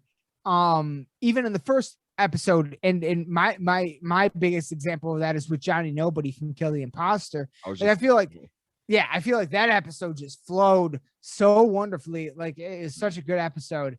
And so I do feel like we're getting a lot better at it from the first episode to begin with. And guess what? That all starts with A Suffocating Lie. Yeah. That all starts with them hitting us up. That all starts with victims of the system, Aaron hitting us up. And then it all starts with Keith from the Convalescence and Legend Recording Agency hitting us up. Without those three people hitting us up, we never get to where we are right now. So we owe them everything for the amazing, mind-boggling to us experiences we've had in the last year. It really I think I speak for both of us here, where we're still like shocked, dumbfounded. We don't understand how this happened, but it did, and we are. There's no words in English, at least, that we can ever say enough gratitude. This shit is it's really insane to us. It's so special to us to have met these people and been able to talk to them, to have a long form conversation with them. And everybody that hasn't been on again yet, handful of you have, but everybody that hasn't, Casket Robbery coming for you next. Recorruptor, you motherfuckers, you live here. Like, you guys got it. You're next. All right. Casket Robbery and Recorruptor, I'm gonna work on next because I miss them. Like, that's like honestly, like that's what it comes down to for me. Is I hit up A Suffocating Lie last week. I was listening to the album. I fucking miss them. So I hit them up. I miss Casket Robbery and I miss talking to Recorruptor. Like, I genuinely miss these people. So those are the next two that I'm going to go after. We'll see what happens. I know they're pretty busy, but we'll see what happens. Maybe we can wrangle a few of them onto an episode. Hopefully. But speaking of Casket Robbery, not to get too far off, but didn't the two that were on Megan and God damn it, it's been like 6 months. You're fucking with me. You're fucking with me. Can't remember his name. Regardless, I just wanted to say congratulations because they've been killing it. Yeah, well, also that, you know, as far as the band goes, but I'm pretty sure they both, you know, they got married recently. Yeah. Over the whole pandemic and stuff. So just that was awesome to hear. It's fucking so awesome. I was like, holy shit. And it was like not long after we talked to them and they didn't even say anything. I was like, holy shit. Yeah, well, because at the time I don't think that we even knew. I just thought, right, true. But yeah, we gotta. I think was it Corey? Yes. I believe it was. Yes, I believe it was. But yeah, aside from, you know, that stuff and just like the Ascension is sick. I can't wait to hear the rest from them. And they are I hear mumblings that they may be working on something. Yeah. God damn it! I just realized that I forgot to ask a Suffocating Lie a huge question if they're working on something. And they said they're working on a cover. I'm so mad at myself right now. And Rich kind of alluded to like, oh, maybe a new Suffocating Lie this year, maybe. Yeah, he did allude to that. And that's I'm so mad I didn't. God damn it. I blew it on that one. I'm sorry, everybody. I blew it on that one. Well, hopefully we'll have them back on very, very soon. Within the next time. Yeah, we'll get them in the next month or so. Hopefully, and yeah, Megan and Corey. Corey is who was on that. Yeah, and hopefully we'll get them real soon back on to take a super deep dive into the lyrics, and I'll come up with some other stuff to talk about, but also maybe what's up and coming for A Suffocating Lie. I'm literally actually furious with that is the one thing I forgot to talk about. I meant to ask them about what's upcoming, but either way, we'll have them back on soon. You'll find out then. And of course, anything upcoming that they're doing will be announced on their social medias and all that stuff, which of course, all the links for everything A Suffocating Lie are in the description below. But ready to wrap this one up? Oh yeah, man. All right. Oh yeah. Trevor and Rich, you guys fucking mean the world to us. You guys are some of the fucking best people we've ever had on the podcast. You are welcome here anytime you have a home. Consider the Crypt Lost in the Dark podcast a home for Suffocating Lie, because you are welcome here forever and all of eternity. So this is just as much our platform as it is yours. And we love you guys to fucking death, and we can never thank you enough for all the support you've given us over the last year, and the now 3 hours worth of podcasting that you've given us. It's so amazing. Some of my favorite shit ever. And we cannot fucking wait to have you guys on again. I'm sorry if I'm a little bit of a punisher, but I might be a little bit of a punisher to have you guys back on again soon, because this was just so much fun. And there are a few things that I didn't get to that I really wanted to. So that would be amazing.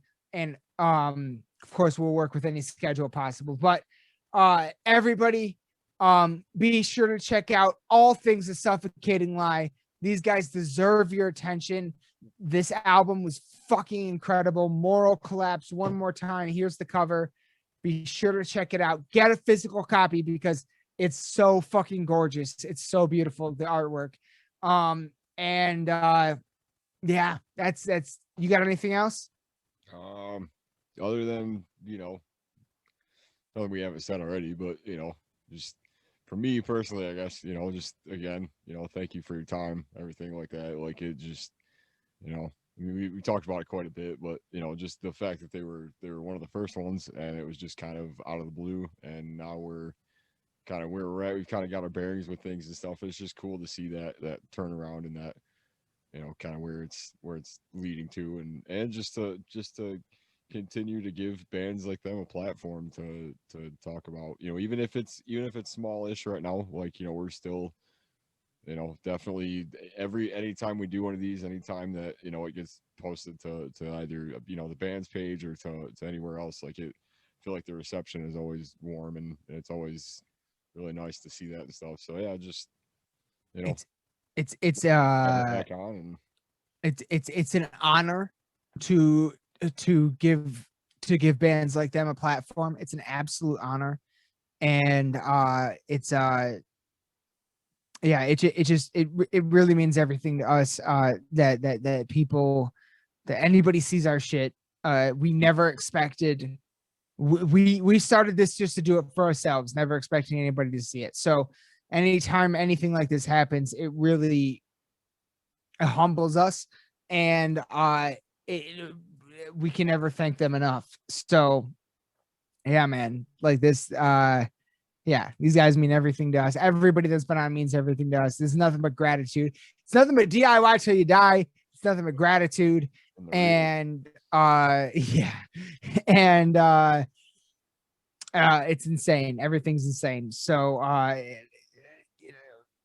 yeah, like there's no fucking words we can ever say. So all we can do is be like, hey, we got your fucking backs. And you all of you have a fucking home here forever, and we will promote the living fuck out of you, and we will never miss a Michigan date, but we'd even be willing to travel outside of the state for you guys. So yeah. And yeah, At this point. So yeah, 100%. So we can never thank any of you enough. But A Suffocating Lie, you guys are yeah. Put it this way. Them family. Yep. Crypt Crew family. Absolutely. Crypt Crew family. And you are I got a couple of little things in the works right now, so I might need a mailing address to send you guys some possible merch we might have coming soon. We're working on it. So yeah, and I'm even working on it in secret. Aaron doesn't even know what I'm doing. so well, you don't know all of it. Because I'm trying. Because part of it is surprise for you too, honestly. So but keep your secrets. but everybody, once again, moral collapse. This shit is the Mad Notes. And be sure to check out all things The Suffocating Lie. Links in the description below. As always, normally I give you a little rundown of what might be coming soon, but right now we don't really have any. We don't. Pretty open. We're pretty open right now. So anybody that might see this that wants to be back on or on at all, hit us up. We don't really have anything scheduled right now. We will. Don't get me wrong. That doesn't mean the content will stop. We're gonna still we will not miss a week without content. I promise. So whatever it is, we'll have something at least every week. But Lost in the Bog. Lost in the Bog, hot sauce video, alcohol video, whatever. We'll figure out. We're gonna get smashed for your entertainment off of band gear. It's gonna be great. Yeah, it's gonna be a blast, dude. Those are gonna be a fucking riot. But we'll have something for you every week, no matter what. And Aaron and I are in the planning phases of the next cool shit. So we will be back again. We're back in very soon with much more. But as always, you know what to do, motherfuckers. Is it time? Are we doing this? It is that time, motherfucker. It is that time. Crypt Crew, you know what to fucking do. Raise your fucking horns and bang your goddamn heads. Check out all things A Suffocating Lie. We love you all to death. Good night.